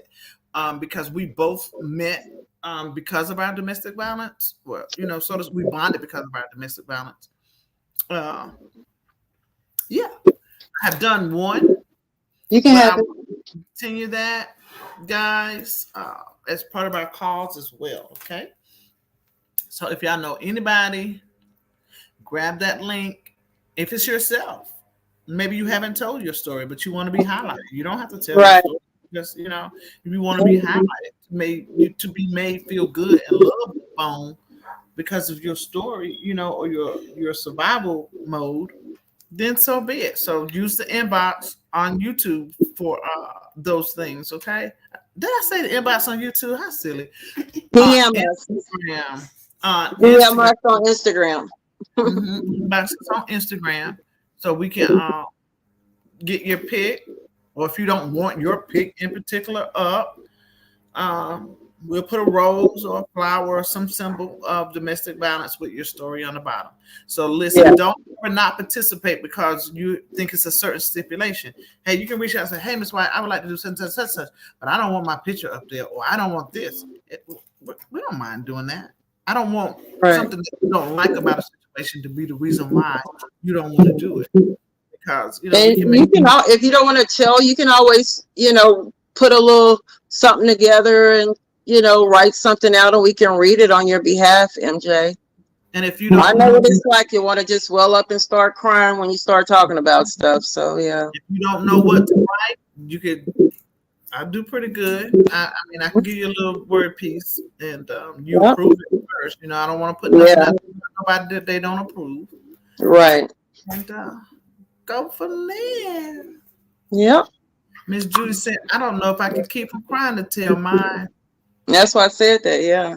Yeah. And you know what, Miss Judy? Sometimes it's okay to cry. It's okay. That shows the realness. That shows the healing part. I mean, it just, man, you don't know how somebody else can get a breakthrough from your tears. Yeah. People can get a break. Somebody else can get a breakthrough from your tears. And the more you tell your story, like when I first would start talking, like it's been over with and done. It happened years ago. But when I would start telling my story, I would just feel this whelping spirit. Like I just would cry, shaky voice trying to get it out. But now I think I can just tell the story and y'all be like, that girl ain't been through nothing because there's no emotion. Like I'll probably and you'll find that each time you tell it, you just have a little bit more and a little bit more to get off of your spirit to where you're totally free. Like you can talk about it without being emotional. Yeah, because there used to be a time I was ashamed to tell people I was homeless because I walked away from my situation. Because I'm out here trying to be cute and all that, have my shit together, and I didn't want nobody to know. Right. For that, that was the thought process I had at the time. But now, I'm saying, I was homeless. Yep. And yeah, and that's why I have a big heart for the less fortunate now. That's why. Right. There's nothing for us to pick up. We appreciate what you've been through and made it out of and made it to the other side. Yeah. And the thing with me is nobody heard me. My ex-husband was military. He had rank, and the very same people I have to go to tell on him are the same people he hanging out with. Go picture that, And I'm in the house. I got 5 kids. What am I do? I sent the oldest boy with his dad, which was not my husband's child, by the way. Okay. And my oldest daughter, she was gone to Job Corps, so that left 3 at home. I only had 3 kids when I left. But baby, I had told my kids, I said, I'm not gonna live no less than what we live now. But in the back of my mind, I'm like, how the hell I'm gonna do that? Yeah. Because I never had anything in my name. I had everything in the world, but nothing was ever in my name. I didn't have any money. I've always been smart and articulate. I had worked some small jobs when we were together, but I never worked a job long because the abuse was just pouring over into things. So how am I going to do this? And then I took a step forward, took a step out on faith and I left. And I started doing the exact same thing that I promised my kids that they wouldn't have to do. I was like, you'll never live no less. But so I could hold that promise to my children, I sent them with my parents. They were with my parents a few weeks. But I spent a lot of time with them. I would drive. I was separated 3 hours from them. I would drive on my day off, spend the day with my kids, or bring them back with me on the weekends, and they would have to stay in the hotel room while I worked. But we made it. I never ever walking around with it. Man, when we be thinking God don't left us and abandon us, shall he be right there in the storm with us? I was walking around the shelter with a spray bottle of bleach, germaphobe, scared for touching the things, scared for my kids to touch it, and I was sitting in that cleaning the toilet seat off because you couldn't be back in the shelter. I think you had to be in at 7:00 or whatever. You couldn't go in before then. So we would go in and get cleaned up and get bathed and everything. Now I'll never forget, I was spraying that toilet seat down for the kids to use the bathroom and get ready. And I just broke down crying. And Raven, y'all met Raven.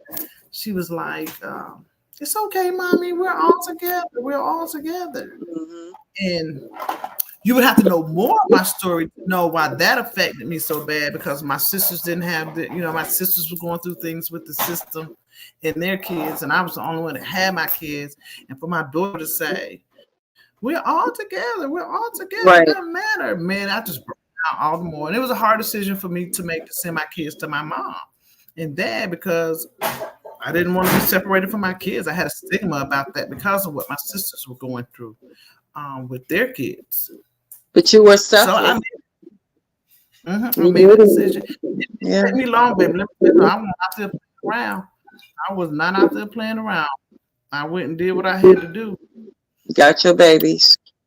Uh-oh, we got another name. Eat and chill. Girl, mom says, look at you now. I know. She is blessed and highly favored. She got blessed abundantly above all that she could think or ask. And I almost ran that away. That's another story. My husband was like, girl, if you don't let me be a man, I'm out. Because I had developed this wall, and I was used to handling stuff, doing it myself. Right. Like, what here for, you know? Mm-hmm. So that's we have to be careful. We have to be careful. We have to be Yep. careful. We done messed up. We be done messed up. But luckily, I got my little SHIT together, honey, and held on by book. Mm-hmm. Sometimes we don't know. It's asking God for stuff, and it be right in our face, and we don't even know it. Yep. We don't even know it. Mm-hmm. Yeah. So we got we did a house cleaning and keeping. We talked about what we're gonna talk about next live.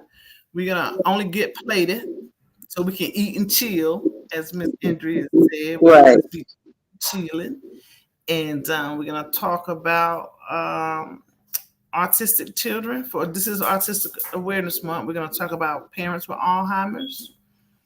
Mm-hmm. Had a little bit of that too when my mom left here. And we're gonna do our giveaways, and we are gonna award the person that gets the most subscribers. Anything Got I'm it? leaving out? Y'all got it, chat? We love you guys. Give us a one in the chat if we're all on the same accord. Are we all on the same accord? One in the chat. And don't forget the name has got to fit male and female, because we got some men that support us too. So We got a lot of good things in store. We just won't be telling you to put chicken in the oven for 30, 45 minutes. Okay. Some good stuff. All right. right. Yeah.